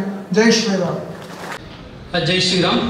ವಿಶ್ವ ಹಿಂದೂ ಪರಿಷತ್ ಬೆಳ್ತಂಗಡಿ ಪ್ರಖಂಡ ವಿಶ್ವ ಹಿಂದೂ ಪರಿಷತ್ ಸ್ಥಾಪನಾ ದಿನ ಹಾಗೂ ಷಷ್ಠಿ ಪೂರ್ತಿ ಸಮಾರೋಪ ಸಮಾರಂಭದ ಬೃಹತ್ ಹಿಂದೂ ಸಮಾವೇಶದ ಬೃಹತ್ ಶೋಭಾಯಾತ್ರೆಯ ಸಮಾರೋಪ ಸಮಾರಂಭ ಕಾರ್ಯಕ್ರಮದಲ್ಲಿ ಉಪಸ್ಥಿತರಿರುವಂತಹ ಎಲ್ಲ ವೇದಿಕೆ ಮೇಲೆ ಉಪಸ್ಥಿತಿರುವಂತಹ ಎಲ್ಲ ಗಣ್ಯರಿಗೆ ನಮಸ್ಕರಿಸುತ್ತಾ, ವೇದಿಕೆಯ ಮುಂಭಾಗದಲ್ಲಿ ಉಪಸ್ಥಿತಿರುವಂತಹ ಎಲ್ಲ ಹಿರಿಯ ಕಾರ್ಯಕರ್ತರಿಗೂ ಹಾಗೂ ಎಲ್ಲ ಹಿಂದೂ ಬಂಧುಗಳಿಗೂ ನನ್ನ ನಮಸ್ಕಾರಗಳನ್ನು ತಿಳಿಸ್ತೇನೆ.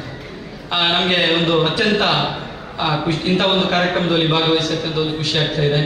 ನಮ್ಮ ಭಾರತೀಯ ಸಂಸ್ಕೃತಿ ಯಾಕೆ ವಿಶ್ವದಲ್ಲಿ ಶ್ರೇಷ್ಠ ಅಂತ ಹೇಳಿದರೆ, ನಾವು ಎಲ್ಲದರಲ್ಲೂ ಕೂಡ ಮಾತೃ ಸ್ವರೂಪಿಯನ್ನು ನೋಡುವವರು. ನಮ್ಮಲ್ಲಿ ನಾವು ಭೂಮಿ ಇರ್ಬೋದು, ಭೂಮಿಯನ್ನು ನಾವು ಭೂಮಿದೇವಿ ಅಂತ ಹೇಳ್ತೇವೆ. ಅದೇ ಥರ ನಾವು ಉಪಯೋಗವಂತ ನೀರಿರ್ಬೋದು, ಜಲಮಾತೆ ಗಂಗಾದೇವಿ, ಗಂಗಾ ಮಾತೆ ಅಂತ ಹೇಳ್ತೇವೆ. ಅದೇ ಥರ ನಾವು ಕುಡಿಯುವಂತಹ ಹಾಲನ್ನ ಗೋಮಾತೆ ಅಂತೇಳಿ ಪೂಜೆ ಮಾಡುವವರು. ಹಾಗಾಗಿ ನಮ್ಮ ಸಂಸ್ಕೃತಿಯನ್ನು ಯಾವತ್ತೂ ಕೂಡ ಯಾರಿಂದಲೂ ಕೂಡ ಅದನ್ನು ನಾಶ ಮಾಡಲಿಕ್ಕೆ ಖಂಡಿತವಾಗಿ ಕೂಡ ಯಾವತ್ತೂ ಸಾಧ್ಯ ಇಲ್ಲ. ಇಂತಹ ಒಂದು ಶ್ರೇಷ್ಠ ಸಂಸ್ಕೃತಿ ಈಗ ಪ್ರಪಂಚದಲ್ಲಿ ನಮ್ಮಲ್ಲಿ 1500ಕ್ಕೂ ಮಿಕ್ಕಿದ ವಿವಿಧ ಭಾಷೆಗಳನ್ನಾಡುವಂತಹ ಜನಗಳಿದ್ದೇವೆ ನಾವು ಭಾರತದಲ್ಲಿ. ಅಷ್ಟೇ ಅದಕ್ಕಿಂತ ಒಂದು 3 ಪಟ್ಟು ಜಾಸ್ತಿ ವಿವಿಧ ಪಂಗಡಗಳು ನಾವಿದ್ದೇವೆ. ಅಷ್ಟು ವಿವಿಧ ಪಂಗಡಗಳ ಹಿಂದೂಗಳು ನಾವಿದ್ರೂ ಕೂಡ ನಾವೆಲ್ಲರೂ ಒಂದು ಅಂತ ಹೇಳುವಂತಹ ಒಂದು ಭಾವನೆಯಲ್ಲಿ ಎಲ್ಲರೂ ಒಟ್ಟಾಗಿ ಕೆಲಸ ಮಾಡ್ತಿದ್ದೇವೆ. ಇಂದು ವಿಶ್ವ ಹಿಂದೂ ಪರಿಷತ್ನಲ್ಲಿ ನಾವು ನೋಡಿರ್ಬೋದು ಎಷ್ಟು ಬೇರೆ ಬೇರೆ ನಮ್ಮ ಹಿಂದೂ ಸಮಾಜದ ವಿವಿಧ ಪಂಗಡಗಳ ಮುಖ್ಯಸ್ಥರು ಇದ್ದೀರಿ. ಇಂಥ ಒಂದು ಒಳ್ಳೆ ಎಲ್ಲರನ್ನು ಒಟ್ಟು ಮಾಡಿ ಒಂದು ಒಳ್ಳೆಯ ಕಾರ್ಯಕ್ರಮವನ್ನು ನಾವು ಮಾಡ್ತಾ ಇದ್ದೇವೆ. ಇದರ ಹಿಂದೆ ನಾವೆಲ್ಲರೂ ಒಳ್ಳೆ ಶ್ರಮ ಪಡ್ತಾ ಇದ್ದೇವೆ. ಖಂಡಿತ ಇದು ನಮ್ಮ ಮಕ್ಕಳಿಗೆ ಕೂಡ ಇಂಥ ಒಂದು ಸಂಸ್ಕೃತಿ, ಭಾರತೀಯ ಸಂಸ್ಕೃತಿಯನ್ನು ಕೊಡುವಂಥ ಒಂದು ಅವಶ್ಯಕತೆ ಇದೆ. ನಮ್ಮಲ್ಲಿ ನಮ್ಮ ಎಕ್ಸೆಲ್ ಕಾಲೇಜಲ್ಲಿ ಒಂದು 3000ಕ್ಕೂ ಹೆಚ್ಚು ಬೇರೆ ಬೇರೆ ವಿದ್ಯಾರ್ಥಿಗಳಿದ್ದಾರೆ. ರಾಜ್ಯದ ಬೇರೆ ಬೇರೆ ಹಾಗೂ ಬೇರೆ ರಾಜ್ಯದ ವಿದ್ಯಾರ್ಥಿಗಳು ಕೂಡ ಇದ್ದಾರೆ. ನಮ್ಮಲ್ಲಿ ಯಾವತ್ತೂ ಕೂಡ ನಾವು ಯಾವಾಗಲೂ ಹೇಳುವುದು ಹಾಗೆ, ತಾಯಿಯೇ ದೇವರು, ಅಪ್ಪ ಅಮ್ಮನೇ ದೇವರು ಅಂತೇಳಿ. ನೀವು ಏನೇ ಆಗಿ ದೇಶದ ಒಂದು ಒಳ್ಳೆ ಪ್ರಜೆಯಾಗಿ ಅಪ್ಪ ಅಮ್ಮನಿಗೆ ಒಂದು ಒಳ್ಳೆ ಆಸ್ತಿ ಆಗಿದ್ದೇವೆ ನಾನು ಯಾವತ್ತೂ ಮಕ್ಕಳಿಗೆ ಹೇಳುವಂಥದ್ದು. ಅವರು ನಮ್ಮಲ್ಲಿ ಒಂದು ಕ್ರಮ ಇದೆ, ಅಪ್ಪ ಅಮ್ಮನಿಗೆ ಬಂದಾಗ ತಿಂಗಳಿಗೊಮ್ಮೆ ಅಥವಾ 3 ತಿಂಗಳಿಗೊಮ್ಮೆ ಅಪ್ಪ ಅಮ್ಮನಿಗೆ ನಮ್ಮ ಹಾಸ್ಟೆಲ್ ವಿಸಿಟ್ ಮಾಡ್ಲಿಕ್ಕೆ ಇರ್ತದೆ. ಅವಾಗ ಎಲ್ಲ ಮಕ್ಕಳು ಕೂಡ ಅಪ್ಪ ಅಮ್ಮನ ಕಾಲು ಹಿಡಿದೇ ಅವರಿಗೆ ನಮಸ್ಕಾರ ಮಾಡಿ ಹೋಗ್ಲಿಕ್ಕೆ. ಯಾಕಂತ ಹೇಳಿದ್ರೆ ಹೆಚ್ಚಿನವರಿಗೆ ಅವರ ಅಪ್ಪ ನನಗೆ ಆಗ ಅನಿಸ್ತದೆ, ಅಪ್ಪ ಅಮ್ಮಂದು ಕಾಲು ಹಿಡಿಯುವಾಗ ಎಷ್ಟೋ ಮಂದಿ ಅಪ್ಪ ಅಮ್ಮನವರು ಅಳ್ತಾರೆ. ಅವ್ರು ಹೇಳ್ತಾರೆ, ನನ್ನ ಮಗ 16 ವರ್ಷ ಆಯಿತು ಹುಟ್ಟಿ, ಇವತ್ತೇ ಫಸ್ಟ್ ಟೈಮ್ ನನಗೆ ಒಂದು ಕಾಲಿಗೆ ಬಿದ್ದದ್ದು ಅಂತ ಹೇಳುವಾಗ ನನಗೆ ಅನಿಸ್ತು ನಾನು ಒಬ್ಬ ಒಳ್ಳೆ ಕೆಲಸ ಮಾಡ್ತಿದ್ದೇನೆ. ಖಂಡಿತವಾಗಿ ಕೂಡ ನಮ್ಮ ಉದ್ದೇಶ ಇರುವುದಷ್ಟೇ, ದೇಶದ ಒಂದು ಒಳ್ಳೆ ಪ್ರಜೆಯಾಗಿ ಅಪ್ಪ ಅಮ್ಮನಿಗೆ ಒಂದು ಒಳ್ಳೆ ಆಸ್ತಿ ಆಗಬೇಕು ಅಂತ ಹೇಳುವಂತ ಆ ಒಳ್ಳೆ ಕೆಲಸವನ್ನು ಮಾಡ್ತಿದೆ. ಅದರೊಟ್ಟಿಗೆ ವಿಶ್ವ ಹಿಂದೂ ಪರಿಷತ್ನವರು ಕೂಡ 60 ವರ್ಷ ನಾವೆಲ್ಲ ಸೇರಿ ಇಂತಹ ಒಂದು ದೇಶವನ್ನು ಉಳಿಸುವಂತ ಕಾರ್ಯಕ್ರಮವನ್ನು ಮಾಡ್ತಿದ್ದೇವೆ. ಖಂಡಿತ ನನ್ನಂತ ಒಂದು ಸಣ್ಣ ಹುಡುಗನಿಗೆ ಇಂಥ ಒಂದು ಒಳ್ಳೆ ದೊಡ್ಡ ಸ್ಟೇಜಲ್ಲಿ ಅವಕಾಶ ಕೊಟ್ಟದಕ್ಕಾಗಿ ವಿಶ್ವ ಹಿಂದೂ ಪರಿಷತ್ನ ಎಲ್ಲ ಒಂದು ಇಂಥ ಷಷ್ಠಿಪೂರ್ತಿ ಸಮಾರಂಭದ ಕಾರ್ಯಕ್ರಮದ ಎಲ್ಲ ಅಧ್ಯಕ್ಷರು, ಪದಾಧಿಕಾರಿಗಳು ಎಲ್ಲರಿಗೂ ಕೂಡ ನಮ್ಮ ಎಕ್ಸೆಲ್ ಪದವಿ ಪೂರ್ವ ಕಾಲೇಜಿನ ಪರವಾಗಿ ತುಂಬ ಹೃದಯ ಧನ್ಯವಾದಗಳನ್ನು ಹೇಳ್ತಾ, ನಿಮ್ಮ ಎಲ್ಲ ಹಿರಿಯರ ಆಶೀರ್ವಾದ ನಮ್ಮ ಸಂಸ್ಥೆ ಮೇಲೆ ಇರಲಿ ಅಂತ ಕೂಡ ಹೇಳ್ತಾ ನಾನು 2 ಮಾತುಗಳು ಮುಗಿಸ್ತೇನೆ. ಏನಾದರೂ ತಪ್ಪಿದ್ರೆ ಕ್ಷಮೆ ಅಂತ ಹೇಳ್ತಾ ಧನ್ಯವಾದಗಳು. Thank you. ಶಿಕ್ಷಣದ ಜೈ ಶ್ರೀರಾಮ್. ವೇದಿಕೆ ಮೇಲಿರುವಂತಹ ಎಲ್ಲ ಗಣ್ಯರೇ ಹಾಗೂ ವೇದಿಕೆ ಮುಂಭಾಗದಲ್ಲಿರುವಂತಹ ಹಿರಿಯರೇ, ಸಜ್ಜನ ಹಿಂದೂ ಬಂಧುಗಳೇ, ವಿಶ್ವ ಹಿಂದೂ ಪರಿಷತ್ ಮೊನ್ನೆ ಕೃಷ್ಣಾಷ್ಟಮಿಗೆ 60 ವರ್ಷ ಪೂರ್ತಿಯಾಗಿದೆ. ನಮಗೆ ಅನಿಸ್ತಾ ಇದೆ ನಾವೆಲ್ಲ ಬಹಳ ಈಗ ಕೆಲಸ ಮಾಡ್ತಿರುವಂತಹ ಕಾರ್ಯಕರ್ತರು ಬಹಳ ಪುಣ್ಯವಂತರು ಅಂತ ಹೇಳಿ. ಹಿಂದೆ ಒಂದಷ್ಟು 5-6 ಜನ ಕಾರ್ಯಕರ್ತರು ವಿಶ್ವ ಹಿಂದೂ ಪರಿಷತ್ತನ್ನು ತಾಲೂಕಲ್ಲಿ ಕಟ್ಟಿ ಬೆಳೆಸಲಿಕ್ಕೆ ತನ್ನ ಪೂರ್ತಿ ಜೀವನವನ್ನು ಮುಡಿಪಾಗಿಟ್ಟವರು. ಈಗಿನಷ್ಟು ಸೌಲಭ್ಯಗಳಿರಲಿಲ್ಲ ಅವರಿಗೆ. ಹೋಗ್ಬೇಕಾದ್ರೆ ನಡ್ಕೊಂಡು ಹೋಗ್ಬೇಕಿತ್ತು. ಫೋನ್ ಮಾಡಿ ಹೇಳಲಿಕ್ಕೆ ಆಗ್ತಿಲ್ಲ. ಎಲ್ಲೋ ಕಡೆ ಕಾಲ್ನಡಿಗೆಯಲ್ಲಿ ಹೋಗಿ ಸಂಘಟನೆ ಕಟ್ಟಿದವರು. ಆದ್ರೆ ನಮ್ಗೆ ಎಲ್ಲವೂ ಫೆಸಿಲಿಟಿ ಇದೆ. ಎಲ್ಲೋ ಫೆಸಿಲಿಟಿ ಯೂಸ್ ಮಾಡಿಕೊಂಡು ನಾವು ಸಂಘಟನೆಯಲ್ಲಿ ಒಂದಷ್ಟು ಕೆಲಸ ಮಾಡಿದ್ರೆ ಕಾರಣ ಅಂತ ಹಿರಿಯರು ಹಾಕಿಕೊಟ್ಟ ಮಾರ್ಗ. ಮುಂದೆ ಯಾಕೆ ನನಗೆ ಈ ಸಂದರ್ಭ ಬಹಳ ಖುಷಿ ಆಗ್ತಿದೆ ಅಂತ ಹೇಳಿದ್ರೆ, ಇಲ್ಲಿ ಹಿಂದೆ ಕೆಲಸ ಮಾಡಿದಂತ ಒಂದು 60 ಜನ ಕಾರ್ಯಕರ್ತರು ನಾವು ಇಲ್ಲಿ ಗೌರವಿಸಬೇಕು ಅಂತ ಆಲೋಚನೆ ಮಾಡ್ಕೊಂಡಿದ್ವಿ. ಪ್ರಖಂಡದ ಕಾರ್ಯಕರ್ತರು ಪ್ರಭು ಶ್ರೀರಾಮಚಂದ್ರ ನಾವು ಪ್ರತ್ಯಕ್ಷ ಕಾಣಲಿಲ್ಲ. ಆದ್ರೆ ನನಗನ್ನಿಸ್ತಾ ಇದೆ ಈಗ 60 ಜನ ಹಿರಿಯ ಕಾರ್ಯಕರ್ತರನ್ನ ರಾಮನ ಸ್ಫೂರ್ತಿಯಾಗಿ, ರಾಮನ ರೀತಿ ಅವರು ಕೆಲಸ ಮಾಡಿದ ಕಾರಣಕ್ಕೆ ಸಲುವಾಗಿ ನಾವೆಲ್ಲ ಪ್ರಭು ಶ್ರೀರಾಮಚಂದ್ರ ರೀತಿ ನಿಮ್ಮನ್ನು ನೋಡ್ತೇವೆ. ನಿಮ್ಮ ಮಾರ್ಗದರ್ಶನ ನಮ್ಮ ಹಿಂದೆ ಇದ್ರೆ ಖಂಡಿತವಾಗಿಯೂ ಸಂಘಟನೆಯಲ್ಲಿ ಅಥವಾ ಸಮಾಜದಲ್ಲಿ ನಮ್ಮ ಇನ್ನೊಂದಷ್ಟು ಕೆಲಸ ಮಾಡ್ಲಿಕ್ಕೆ ಸಾಧ್ಯ ನಮಗೆ ಅಂತೇಳಿ. ಎಡಬದಿಯಲ್ಲಿ ತಾಯಂದಿರು, ಈ ಕಡೆಯಿಂದ ಹಿರಿಯರು, ನೀವು ಪ್ರಭು ಶ್ರೀರಾಮಚಂದ್ರನ ರೀತಿ ಮಾತೆ ಸೀತಾಮಾತೆಯ ರೀತಿ ನಮ್ಗೆಲ್ಲರಿಗೂ ಕೂಡ ಮಾರ್ಗದರ್ಶನ ಮಾಡ್ತಾ ಇದ್ರೆ ಮುಂದೆ ನಾವು ಖಂಡಿತವಾಗಿ ಹಿಂದೂ ಸಮಾಜ ಸದೃಢವಾಗಿ ಕಟ್ಟಿ ಬೆಳೆಸಬಹುದು. ವೇದಿಕೆಯ ಎಡ ಮತ್ತು ಬಲಭಾಗದಲ್ಲಿ ಎಲ್ಲ ಪ್ರಮುಖ ಜಾತಿ ಸಂಘಟನೆ ಕಾರ್ಯಕರ್ತರು ನಾವಿಲ್ಲಿ ಕರೆದಿದ್ದೇವೆ. ಹಿಂದೂ ಒಂದು ಕಲ್ಪನೆ ಇದೆ, ವಿಶ್ವ ಹಿಂದೂ ಪರಿಷತ್ಗೆ ಯಾವ ಜಾತಿ ಸಂಘಟನೆಯ ಪ್ರಮುಖರು ಅಥವಾ ಜಾತಿ ಸಂಘಟನೆಯಲ್ಲಿ ಇರುವವರು ಹೆಚ್ಚಾಗಿ ಕಾರ್ಯಕರ್ತರ ಜವಾಬ್ದಾರಿ ತಗೊಳ್ತಾ ಇರಲಿಲ್ಲ. ಎಲ್ಲರೂ ಹಿಂದೂ ಅಂತ ಹೇಳಿದ್ರೆ ನಾವೆಲ್ಲ ಒಂದು ರೀತಿಯಲ್ಲಿ ಕೆಲಸ ಮಾಡ್ತಿರೋದು. ನಾವಿಲ್ಲಿ ವಿಶೇಷವಾಗಿ ಸಂಘಟನೆ ಕಾರ್ಯಕರ್ತರಲ್ಲಿ ಕರೆದೇವೆ. 60 ವರ್ಷದಲ್ಲಿ ನಾವು ಒಂದಷ್ಟನ್ನು ಕಳೆದುಕೊಂಡಿದ್ದೇವೆ. ಆ ಕಳೆದುಕೊಂಡದನ್ನು ಪುನಃ ಪಡಿಲಿಕ್ಕೆ ಅನ್ನೋ ಕಾರಣಕ್ಕೆ ಸಲುವಾಗಿ ನಾವಿಲ್ಲಿ ನಿಮ್ಮನ್ನೆಲ್ಲ ಕರೆದಿದ್ದೇವೆ. ಏನು ಅಂತ ಹೇಳಿದ್ರೆ ನಮ್ಮ ತಪ್ಪಾಗಿರೋ ಗೊತ್ತಿಲ್ಲ, ಅಲ್ಲ ಹಿಂದೂ ಸಮಾಜದ ಯಾವುದೋ ಕೊರತೆಗಳಿಂದ ಗೊತ್ತಿಲ್ಲ, ಇಲ್ಲಿ ಒಂದಷ್ಟು ಸಮಾಜದ ಬಂಧುಗಳನ್ನ ಮತಾಂತರದ ಕಾರಣಕ್ಕೆ ಸಲುವಾಗಿ ನಾವು ಕಳೆದುಕೊಂಡಿದ್ದೇವೆ. ಈ 60 ವರ್ಷದಲ್ಲಿ ಮತ್ತೆ ನಾವು ಸಂಕಲ್ಪ ಮಾಡಬೇಕಾಗಿದೆ. ಕಳೆದುಕೊಂಡ ಕಾರ್ಯಕರ್ತರು ನಾವು ಯಾವ್ಯಾವ ನಮ್ಮ ಜಾತಿಯಲ್ಲಿ ನಾವು ಕಳೆದುಕೊಂಡಿದ್ದೇವೋ ಮತ್ತೆ ಅವರನ್ನ ಮತ್ತೆ ನಾವು ವಾಪಸ್ ಕರ್ಕೊಂಡು ಬರ್ತೇವೆ. ಮುಂದಕ್ಕೆ ಈ ಹಿಂದೂ ಸಮಾಜವನ್ನ ಸದೃಢಗೊಳಿಸ್ತೇವೆ. ಯಾವುದೇ ನಮ್ಮ ಹಿಂದೂ ಸಮಾಜದ ಬಂಧು ನಮ್ಮ ತಪ್ಪಿನ ಕಾರಣಕ್ಕೆ ಸಲುವಾಗಿ, ನಮ್ಮ ದೋಷದ ಕಾರಣಕ್ಕೆ ಸಲುವಾಗಿ, ಯಾವುದೋ ಅಂಶದ ಕಾರಣಕ್ಕೆ ಸಲುವಾಗಿ ನಮ್ಮನ್ನು ಬಿಟ್ಟು ಹೋಗಿದ್ದಾರ ಮತ್ತೆ ನಾವು ಅದನ್ನು ಸ್ವೀಕಾರ ಮಾಡ್ತೇವೆ. ಮತ್ತೆ ಈ ತಾಲೂಕಿನಲ್ಲಿ ಹಿಂದೂ ಸಮಾಜವನ್ನ ಗಟ್ಟಿಗೊಳಿಸ್ತೇವೆ ಅಂತ ಹೇಳಿ ಇವತ್ತು ಯಾರು ಮತಾಂತರಾಗಿ ಹೋದವರು ಅಲ್ಲಿಯಾದ್ರೂ ನೆಮ್ಮದಿಯಿಂದ ಇದ್ದಾರೆ. ನಾವು ಸುಮಾರು ಮನೆಗಳಿಗೆ ಹೋದಾಗ ಅಲ್ಲಿಯಾದ್ರೂ ನೆಮ್ಮದಿಯಿಂದ ಇದ್ದಾರಾ ಅಂತ ಕೇಳಿದ್ರೆ ಖಂಡಿತವಾಗಿ ನೆಮ್ಮದಿಯಿಂದ ಇಲ್ಲ. ಅಲ್ಲಿ ನಾವು ಹೋಗಿ ಕರೀಲಿ ಅಂತೇಳಿ ಕಾಯ್ತಾ ಇದ್ದಾರೆ. ಸುಮಾರು ಮನೆಗಳಿಗೆ ಕರೆದು ಹೋಗಿ ಕರೆದಾಗ ಬಹಳ ಖುಷಿಯಿಂದ ಅವರು ಬರ್ಲಿಕ್ಕೆ ನಮ್ಮಲ್ಲಿ ತಯಾರಿದ್ದಾರೆ. ಆದ್ರೆ ನಾವು ಕರಿತಾ ಇಲ್ಲ, ನಮ್ಮ ದೌರ್ಭಾಗ್ಯ ಅದು. ಆದ್ರೆ ನಿಮ್ಮಲ್ಲಿ ನಾನು ವಿನಂತಿ ಮಾಡ್ಕೊಳ್ತಾ ಇದ್ದು ಯಾವುದೋ ಜಾತಿಗೆ ಸೀಮಿತ ಅಲ್ಲ, ಎಲ್ಲಾ ಜಾತಿಗಳಲ್ಲೂ ಕೂಡ ಮತಾಂತರ ಆಗಿದೆ, ಎಲ್ಲಾ ಜಾತಿಗಳು ಕೂಡ ಮತಾಂತರ ಆಗಿದೆ. ನಾವು ನಮ್ಮ ಜಾತಿಯ ಪ್ರಮುಖರಿದ್ದೇವೆ. ಇಲ್ಲಿ ಯಾರೆಲ್ಲ ನಾವು ನಮ್ಮ ಪಂಗಡದಿಂದ ನಮ್ಮ ಜಾತಿಯಿಂದ ನಾವು ಬಿಟ್ಟು ಹೋಗಿದ್ದಾರ ಅವ್ರು ಮತ್ತೆ ಗುರುಸಿ ನಮ್ಮ ಜಾತಿಯನ್ನು ಕರ್ಕೊಳ್ಬೇಕಾಗಿದೆ.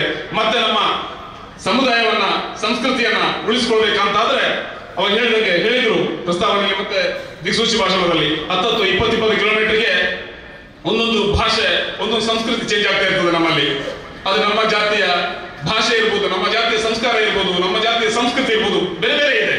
ಅದೆಲ್ಲವೂ ಇರಲಿ, ಅವರದೆಲ್ಲ ಮನೆಯಲ್ಲಿ ಬೇಕು. ಅದನ್ನು ನಾವು ಅವರನ್ನು ಕೂಡ ಸ್ವೀಕಾರ ಮಾಡಿ ಅದನ್ನೇ ಅವರಿಗೆ ಕಳಿಸ್ಬೇಕು. ನಾವೆಲ್ಲ ಒಟ್ಟಾಗಿ ಹಿಂದೂ ಸಮಾಜವನ್ನು ನಾವು ಗಟ್ಟಿಗೊಳಿಸಿದ ನಂತರ ಖಂಡಿತವಾಗಿಯೂ ನಾವೆಲ್ಲ ಮುಂದಕ್ಕೆ ಈ ದೇಶವನ್ನು ಒಳ್ಳೆ ರೀತಿಯಲ್ಲಿ ನೋಡ್ಬೋದು. ಅಥವಾ ಹಿಂದೆ ಇದ್ರೆ ಮತ್ತೊಂದು ಬಾಂಗ್ಲಾ ಆಗುವುದರಲ್ಲಿ ಯಾವುದೇ ಸಂಶಯ ಬೇಡ. ಯಾವುದೋ ಅಲ್ಲಿ ಯಾವುದೋ ಹಾಡುಗಾರ ಯಾವುದೋ ಜಾತಿಯವರು ಕೇಳಲಿಲ್ಲ, ಯಾವುದೋ ವೃತ್ತಿ ಮಾಡೋರು ಯಾವ ಜಾತಿಯನ್ನು ಕೇಳಲಿಲ್ಲ, ಎಲ್ಲರನ್ನು ಹೊಡೆದು ಕೊಂದ್ರು. ನಮಗೆ ಅನಿಸ್ತಿತ್ತು ಸಂಘದ ಹಿರಿಯರು 15-20 ವರ್ಷದ ಹಿಂದೆ ನಮಗೆ ಕಥೆ ಹೇಳ್ತಿದ್ರು. 1947ರಲ್ಲಿ ಇಷ್ಟು ಲಕ್ಷ ಹಿಂದೂಗಳ ಲಾಕ್ಡೌನ್ ಆಯಿತು, 1971ರಲ್ಲಿ ಇಷ್ಟು ಲಕ್ಷ ಲಾಕ್ಡೌನ್ ಆಯಿತು ಅಂತೇಳಿ ನಾವು ಮೂಲೆಯಲ್ಲಿ ಕೂತ್ಕೊಂಡು ಕೇಳ್ತಿದ್ದೆವು. ಬಹಳ ನಮಗೆ ಅನಿಸ್ತಾ ಇತ್ತು ಎಲ್ಲವೂ ಸತ್ಯವ ಗೊತ್ತಿಲ್ಲ ಅಂತೇಳಿ. ಆದ್ರೆ ಮೊನ್ನೆ ಬಾಂಗ್ಲಾದ ನೋಡ್ತಾ ಇರ್ಬೇಕಾದ್ರೆ ಅನಿಸ್ತಾ ಇತ್ತು ಯಾವುದೇ ಮೀಡಿಯಾ ಇದ್ದಾಗ, ಎಲ್ಲೋ ಮೀಡಿಯಾ ಇದ್ದಾಗ ಇಷ್ಟು ಮಾನವ ಆಗಿದ್ರೆ ಯಾವುದೋ ಮೀಡಿಯಾ ಇಲ್ಲ, ಯಾವುದನ್ನು ತೋರಿಸಲಿಕ್ಕೆ ಆಗ್ತದಲ್ಲ, ಎಷ್ಟು ನಡೆದಿರ್ಬೋದು ಅಂತೇಳಿ ಇಂಥ ಕಲ್ಪನೆಯನ್ನು ಮನಸ್ಸಲ್ಲಿ ಇಟ್ಕೊಂಡು ನಾವು ನಮ್ಮ ಸಮಾಜವನ್ನು ಕಟ್ಟಬೇಕಾಗಿದೆ. ನಮ್ಮ ಸಮಾಜದಲ್ಲಿ ನಾವು ಮಕ್ಕಳನ್ನ ಒಳ್ಳೊಳ್ಳೆ ವೃತ್ತಿದಾರರನ್ನಾಗಿ ಮಾಡ್ತಿದ್ದೇವೆ. ಒಳ್ಳೆ ಡಾಕ್ಟರ್, ಒಳ್ಳೆ ಇಂಜಿನಿಯರು ಇಂಥವ್ರು ಮಾಡ್ತಿದ್ದೇವೆ. ಆಗ್ಬೇಕು, ಅವರೆಲ್ಲರೂ ಕೂಡ ಅಂಥದ್ದು ಆಗ್ಲೇಬೇಕು. ಒಳ್ಳೆ ವಕೀಲರಾಗಬೇಕು, ಒಳ್ಳೆ ಜಡ್ಜ್ ಆಗ್ಬೇಕು, ಒಳ್ಳೆ ಅಧಿಕಾರಿ ಆಗ್ಬೇಕು, ಎಲ್ಲವೂ ಆಗ್ಬೇಕು. ಆದ್ರೆ ಒಳ್ಳೆಯ ಶಕ್ತಿವಂತ ಸದೃಢ ಪ್ರಜೆಯೂ ಆಗಿರ್ಬೇಕಲ್ಲ. ವಿಶ್ವ ಹಿಂದೂ ಪರಿಷತ್ನ ಕಾರ್ಯಕರ್ತರು ಅಂತ ಕೆಲಸಗಳಿಗೆ ಸಲುವಾಗಿ ಎಲ್ಲ ಮನೆಗಳಿಗೆ ಸಂಪರ್ಕ ಮಾಡಿದಾಗ ನಿಮ್ಮ ಮನೆಗಳ ಮಕ್ಕಳನ್ನ ಸಂಘಟನೆಗಳಲ್ಲಿ ಜೋಡಿಸಿದಾಗ ಮಾತ್ರ ಇಂಥದ್ದು ಆಗ್ಲಿಕ್ಕೆ ಸಾಧ್ಯ. ಅದ್ರ ಸಲುವಾಗಿ ನಿಮ್ಮಲ್ಲಿ ನಾನು ವಿನಮ್ರವಾಗಿ ವಿನಂತಿಯನ್ನು ಮಾಡಿಕೊಳ್ತಿದ್ದೇನೆ. ನಾವೆಲ್ಲ ಎರಡು ಜನಜಾತಿಯ ಸಂಘಟನೆ ಕಾರ್ಯಕರ್ತರಿದ್ದೇವೆ, ಹಿರಿಯರಿದ್ದೇವೆ. ನೀವೆಲ್ಲರೂ ಕೂಡ ನಮಗೆ ಮಾರ್ಗದರ್ಶನ ಮಾಡಿದ್ರೆ ಖಂಡಿತವಾಗ್ಲೂ ನಾವು ಮುಂದಕ್ಕೆ ಇನ್ನೊಂದಷ್ಟು ಸಮಯ ಎಲ್ಲ ಪ್ರಕರಣದ ತಂಡ ಯುವಕರ ತಂಡವೇ ಇದೆ. ಕೆಲಸ ನಮಗೆ ಅನಿಸ್ತದೆ ಯುವಕರ ತಂಡವನ್ನು ಹಾಗೆ ಬಿಟ್ಟರೆ ಕೆಲವು ಸಲ ನಾವು ಹೇಳಿದ್ದನ್ನು ಎಲ್ಲವನ್ನೂ ಕೇಳುವುದಿಲ್ಲ ಅಂತೇಳಿ.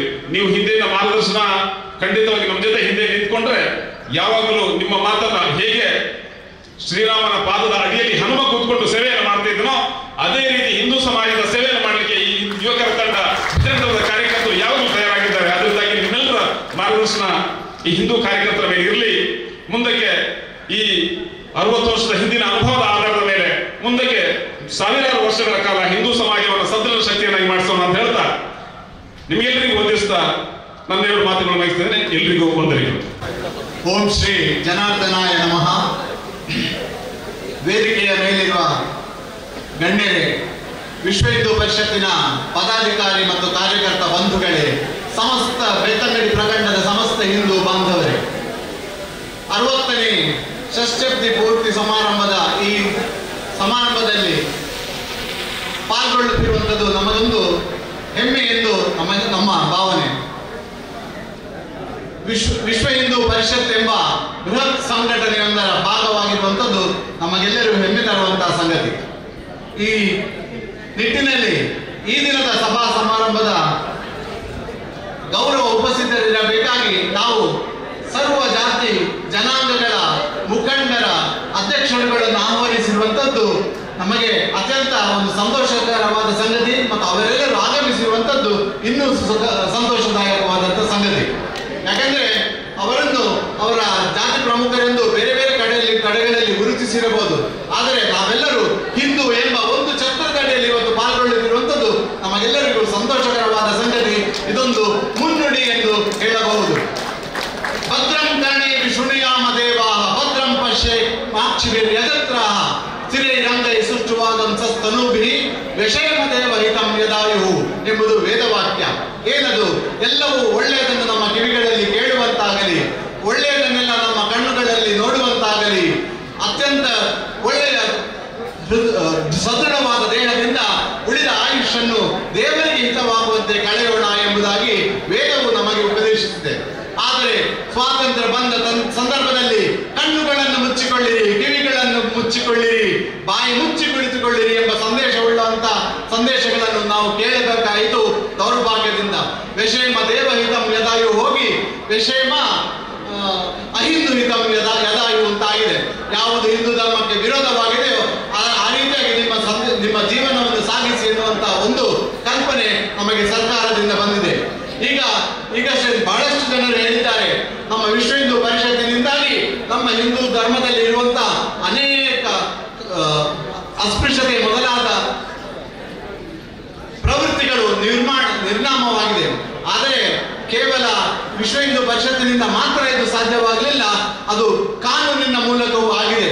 ಹಾಗಾಗಿ ಹಿಂದೂ ಧರ್ಮ ಪುನರುತ್ಥಾನಗೊಳ್ಳಬೇಕಾದರೆ ನಾವು ಕಾನೂನು ಮಾಡುವವರಿಗೆ ಅಥವಾ ನಮ್ಮನ್ನು ಆಳುವವರಿಗೆ ಬಲವಾದ ಸಂದೇಶವನ್ನು ಕೊಡಬೇಕು. ನಿಮ್ಮಲ್ಲಿ ಆಡಳಿತ ಬಂದರೆ, ನಿಮಗೆ ಅಧಿಕಾರ ಸಿಕ್ಕಿದರೆ ಹಿಂದೂ ಧರ್ಮಕ್ಕೆ ಉಪಯೋಗವಾಗುವಂತಹ ಕಾನೂನುಗಳನ್ನು ರಚಿಸಿ, ಹಿಂದೂ ಧರ್ಮವು ನಾವು ಬದುಕಿಕೊಳ್ಳುತ್ತೇವೆ ಎನ್ನುವಂತಹ ಕಾನೂನುಗಳನ್ನು ರಚಿಸಿ ಎನ್ನುವಂಥದ್ದು ಸರ್ವ ಸಮುದಾಯಗಳ ಹಿಂದೂ ಧರ್ಮದ ಸರ್ವ ಸಮುದಾಯಗಳ ಒಕ್ಕೊರಲಿನ ಒತ್ತಾಸೆ ಇದು ಎಂದು ಹೇಳಲು ಇಚ್ಛಿಸುತ್ತೇನೆ. ಮತ್ತು ಇಂತಹ ಸಂದರ್ಭದಲ್ಲಿ ಈ ಸಭಾಧ್ಯಕ್ಷತೆಯನ್ನು ವಹಿಸಿರುವಂತಹ ನಾನು ಹೇಳಬೇಕಾದದ್ದು ಹೇಳದೆ ಬಿಡುವಂತಿಲ್ಲ. ಯಾಕಂದ್ರೆ ಈ ವಿಶ್ವ ಹಿಂದೂ ಪರಿಷತ್ತಿನ ಈ ಷಷ್ಠಿ ಪೂರ್ತಿ ಸಮಾರಂಭದ ಆಯೋಜನೆಗಾಗಿ ವಿಶ್ವ ಹಿಂದೂ ಬೆಳ್ತಂಗಡಿ ಪ್ರಖಂಡದ ಅಧ್ಯಕ್ಷ ನಮ್ಮ ದಿನೇಶ್ ಚಾರ್ಮಾಡಿ ಇದ್ದಾರೆ. ಅವರೊಂದಿಗೆ ಸೇರಿಕೊಂಡ ಎಲ್ಲ ಕಾರ್ಯಕರ್ತ ಬಂಧುಗಳು ಹಗಲಿರುಳೆನ್ನದೆ ದುಡಿದಿದ್ದಾರೆ. ಕೇವಲ ಕೆಲವೇ ಬೆರಳೆಣಿಕೆಯಷ್ಟು ದಿನಗಳಿರುವಾಗ ಈ ಸಮಾರಂಭದ ಆಯೋಜಿಸಬೇಕೆಂಬುದು ನಮಗೆ ಬಂದ ಒಂದು ಸೂಚನೆಯಾಗಿತ್ತು. ಆ ಸೂಚನೆಯಂತೆ ಒಂದು ಒಳ್ಳೆಯ ರೀತಿಯ ಶೋಭಾಯಾತ್ರೆ ಮತ್ತು ಒಳ್ಳೆಯ ರೀತಿಯ ಸಭಾ ಕಾರ್ಯಕ್ರಮ ನಡೆಸಿದ್ದೇವೆ ಎಂಬ ಆತ್ಮತೃಪ್ತಿ ನಮಗೆಲ್ಲರಿಗೂ ಇದೆ ಎಂದು ಹೇಳಲಿಕ್ಕೆ ಸಂತೋಷವಾಗುತ್ತದೆ. ಇದಕ್ಕೆ ಕಾರಣೀಭೂತರಾದವರು ಈ 64 ಹಿರಿಯ ಜೀವಿಗಳು.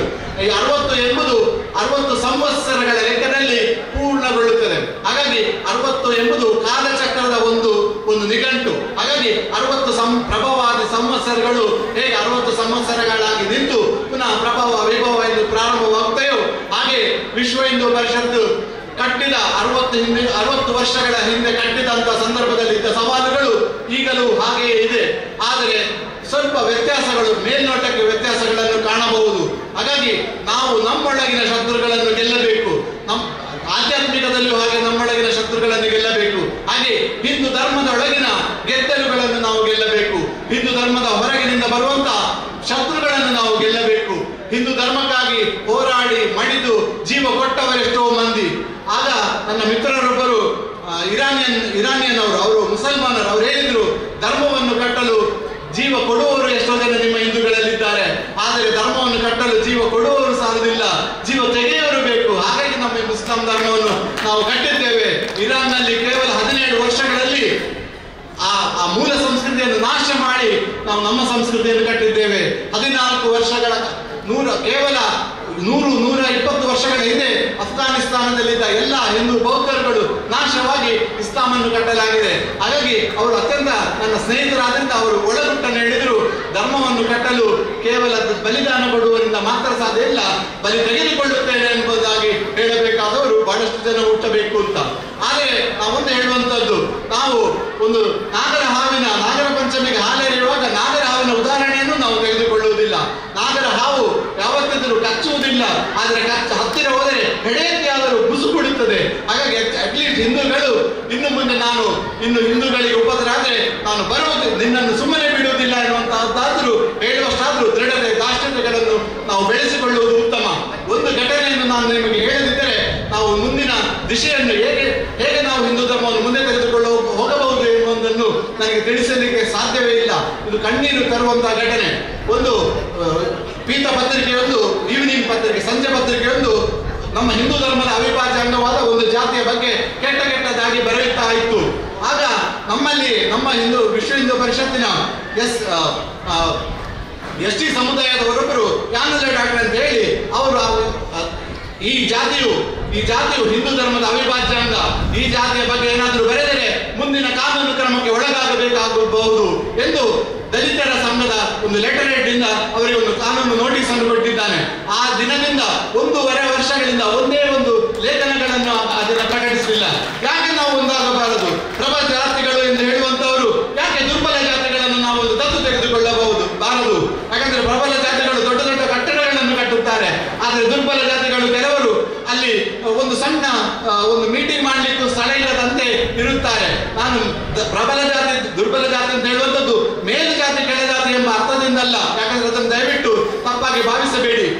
ಬೆಳ್ತಂಗಡಿ ತಾಲೂಕಿನಲ್ಲಿ ಕೆಲವು ದುರ್ಬಲ ಜಾತಿಗಳಿದ್ದರೆ ಅದೇ ಪುತ್ತೂರು ತಾಲೂಕಿನಲ್ಲಿ ಅವರೇ ಪ್ರಬಲ ಜಾತಿಗಳಾಗಿರ್ಬೋದು. ಆ ರೀತಿಯ ಅರ್ಥದಲ್ಲಿ ಯಾವುದು ಸಮಸ್ತ ಹಿಂದೂ ಬಾಂಧವರಾಗಿ ನಾವು ಒಗ್ಗಟ್ಟಾಗಬೇಕಾದ್ರೆ ನಾವು ಆಲ್ರೆಡಿ ಒಗ್ಗಟ್ಟಾಗಿರುವಂತಹ ಜಾತಿ ಸಂಘಟನೆಗಳನ್ನು ಒಗ್ಗಟ್ಟಾಗಬೇಕು. ಹೆಚ್ಚಾಗಿ ಜಾತಿ ಸಂಘಟನೆಗಳ ನಾಯಕರನ್ನು ನಾವು ಹಿಂದೂಗಳಾಗಿ ಪರಿವರ್ತಿಸಬೇಕು. ಆಗ ಮಾತ್ರ ನಾವು ಬಲಿಷ್ಠ ಹಿಂದೂ ಸಂಘಟನೆಗಳನ್ನು ಕಟ್ಟಲು ಸಾಧ್ಯವಾಗುತ್ತದೆ. ಯಾವತ್ತಿದ್ರೂ ಯಾವುದೇ ಜಾತಿಗೆ ಉಪದ್ರವಾದರೆ ಆ ಜಾತಿಯವರು ಹೇಗೆ ಮೇಲೆದ್ದೇಳುತ್ತಾರೋ ಅದೇ ರೀತಿಯಾಗಿ ಯಾವುದೇ ಜಾತಿಗೆ ಆ ಬಗ್ಗೆ ಅವಹೇಳನಕಾರಿಯಾಗಿ ಅಥವಾ ಮತಾಂತರವಾಗುವಂತಹ ಯಾವುದೇ ಸಂದರ್ಭ ಬಂದರೆ ನಾವೇನು ಮಾಡಬೇಕು? ನಿಮ್ಮ ಜಾತಿಯಲ್ಲಿ ಮತಾಂತರವಾಗಿದ್ದೇವ, ನಾವಿದ್ದೇವೆ ಅಂತ ಹೇಳುವಂತವರು ಹುಟ್ಟಿಕೊಳ್ಳಬೇಕು ಸಹಸ್ರಾರು ಜನಗಳು. ಹಾಗಾಗಿ ನಾವೆಲ್ಲರೂ ಸೇರಿದ್ದೇವೆ, ಸಹಸ್ರಾರು ಜನರು ಇವತ್ತು ಸೇರಿದ್ದೇವೆ. ಇಲ್ಲಿ ಇನ್ನು ಮುಂದೆ ನಾವು ಸಭಾ ಕಾರ್ಯಕ್ರಮದಲ್ಲಿ ಪಾಲ್ಗೊಂಡಿದ್ದೇವೆ, ಊಟ ಮಾಡುತ್ತೇವೆ, ಹೋಗುತ್ತೇವೆ. ಅದರ ಮನಸ್ಸಿನಲ್ಲಿ ಒಂದನ್ನು ತಿಳಿದುಕೊಳ್ಳಿ, ನಾವೆಲ್ಲರೂ ಇವತ್ತಿನಿಂದಲೇ ದೃಢ ಸಂಕಲ್ಪ ಚಿತ್ತರಾಗೋಣ. ಹಿಂದೂ ಧರ್ಮದ ವಿರೋಧವಾಗಿ ಮಾತನಾಡಲು ಯಾರಿಗೂ ಅವಕಾಶವನ್ನು ಪಡೆದಿರೋಣ. ನಿಮ್ಮ ವೃತ್ತಿಯಲ್ಲಿ ಆಲೋಚನೆ ಮಾಡಿ. ಕೇವಲ ಒಬ್ಬ ಪೂಜೆ ಮಾಡುವ ಅರ್ಚಕನಿದ್ದರೆ ಅವನು ಹಿಂದೂ ಧರ್ಮದ ವಿರೋಧವಾಗಿ ಯಾವತ್ತೂ ಮಾತನಾಡುವ, ಎದುರಿಗೆ ಒಂದು ತೀರ್ಥ ಕೊಡುವಾಗ ಸಂಧಾನ ಮುದ್ರಿಸಬಹುದು ಅಂತ ಹೇಳಿ ಮನಸ್ಸಿನಲ್ಲಿ ಆದ್ರೆ ಹೇಳಿ ಒಂದು ತೀರ್ಥ ಕೊಡುವಂತಹ ಒಂದು ಪ್ರವೃತ್ತಿಯನ್ನಾದ್ರೂ ಬೆಳೆಸಿಕೊಳ್ಳಿ. ಹಾಗಾಗಿ ನೀವು ಯಾರು ನಾವೆಲ್ಲರೂ ಒಂದು ಅತ್ಯಂತ ಸದೃಢವಾದ ಹಿಂದೂ ಧರ್ಮವನ್ನು ಬೆಳೆಸಿಕೊಳ್ಳಬೇಕಾದ್ರೆ ಇವತ್ತಿನಿಂದಲೇ ನಾವು ದೃಢ ಸಂಕಲ್ಪ ಚಿತ್ತರಾಗಬೇಕು. ಹಾಗಾಗಿ ನಮ್ಮ ದಿನೇಶ್ ಮಾಡಿಯವರು ಹೇಳಿದ್ದಾರೆ, ಇದಕ್ಕೆಲ್ಲ ಸಮಿತಿ ಬರ್ಕೊಂಡು ಹೋಗ್ಕೊಂಡು ನಮ್ಮ ವಿಶ್ವ ಹಿಂದೂ ಪರಿಷತ್ ಓರಿಕೊಂಡಂತ ಅಂತ. ಆದ್ರೆ ನಾವು ಸಮಿತಿಯವರಿಗೆ ನನಗೆ ವಿಶ್ವ ಹಿಂದೂ ಪರಿಷತ್ತಿನ ಪ್ರೋಟೋಕಾಲ್ಗಳೆಲ್ಲ ಗೊತ್ತಿಲ್ಲ, ಅದು ಈ ರೀತಿಯಾಗಿ ಮಾತನಾಡಬಹುದಾ ಬೇಡ ಅಂತ ಗೊತ್ತಿಲ್ಲ. ಕವಿವಾಣಿ ಒಂದು ನೆನಪಾಗುತ್ತಿದೆ, ಗೊತ್ತಿದ್ದನ್ನು ಹೇಳುವುದರಲ್ಲಿ ತಪ್ಪಿಲ್ಲ, ಆದರೆ ತಿಳಿದಿದೆ ಎಂದು ಹೇಳುವುದು ತಪ್ಪು. ಹಾಗಾಗಿ ನನಗೆ ತಿಳಿದಿದ್ದನ್ನು 2 ಮಾತುಗಳನ್ನು ನಿಮ್ಮ ಮುಂದೆ ಇಟ್ಟಿದ್ದೇನೆ. ಈ ಸಮುದಾಯದಿಂದ, ಈ ದೊಡ್ಡ ಸಮಾವೇಶದಿಂದ ಹಿಂದೂ ಧರ್ಮದಲ್ಲಿರುವ ಎಲ್ಲಾ ಸಮಸ್ಯೆಗಳು ಪರಿಹಾರವಾಗುತ್ತವೆಂಬ ಭ್ರಮೆ ಇಲ್ಲ. ಕವಿವಾಣಿ ಒಂದು ನೆನಪಾಗುತ್ತದೆ, ಹಚ್ಚುತ್ತೇನೆ ನಾನು ಹಣತೆಯೊಂದನ್ನು, ಜಗತ್ತಿನ ಕತ್ತಲೆಯನ್ನೆಲ್ಲ ಕಳೆಯುತ್ತೇನೆಂಬ ಭ್ರಮೆಯಿಂದಲ್ಲ. ದೀಪದ ಬಳಿ ಬಂದರೆ ನನ್ನ ಮುಖ ನೀನು, ನಿನ್ನ ಮುಖ ನಾನು ನೋಡಬಹುದು, ನೋಡಿ ನಮ್ಮ ದುಗುಡ ದುಃಖ ದುಮ್ಮಾನಗಳನ್ನು ಪರಿಹರಿಸಿಕೊಳ್ಳಬಹುದು ಎಂಬ ಮಾತು. ಹಾಗಾಗಿ ನಾವೆಲ್ಲರೂ ಪ್ರಪ್ರಥಮ ಹೆಜ್ಜೆಯಾಗಿ ನಾವೆಲ್ಲರೂ ಒಟ್ಟಾಗಿದ್ದೇವೆ, ಒಟ್ಟಾಗಿ ಸೇರಿದ್ದೇವೆ, ಒಟ್ಟಾಗಿ ನಾವು ನಮ್ಮ ಸುಖ ದುಃಖಗಳನ್ನು ಹಂಚಿಕೊಳ್ಳಲು ಒಂದು ವೇದಿಕೆ ತಯಾರಾಗಿದೆ. ಮುಂದಕ್ಕೆ ಇದೇ ಒಗ್ಗಟ್ಟನ್ನು ನಾವು ಉಳಿಸಿಕೊಳ್ಳೋಣ. ಉಳಿಸಿ ಅತ್ಯಂತ ಉತ್ತಮವಾದ ವಿಶ್ವ ಹಿಂದೂ ಪರಿಷತ್ ಬೆಳ್ತಂಗಡಿ ಪ್ರಖಂಡ ಎಂಬ ಹೆಸರಿಗೆ ನಾವೆಲ್ಲರೂ ಅನ್ವರ್ಥವಾಗಿ ಬಾಧ್ಯರಾಗೋಣ ಎಂದು ಹೇಳುತ್ತಾ ನನ್ನ 2 ಮಾತುಗಳನ್ನು ಮುಗಿಸ್ತೇನೆ. ಸತ್ಯ, ಸ್ಪಷ್ಟ, ನೇರ ಸುದ್ದಿಯೊಂದಿಗೆ U+ ಟಿವಿ. ಇದು ಹೊಸತನದ ಸಂಕಲನ.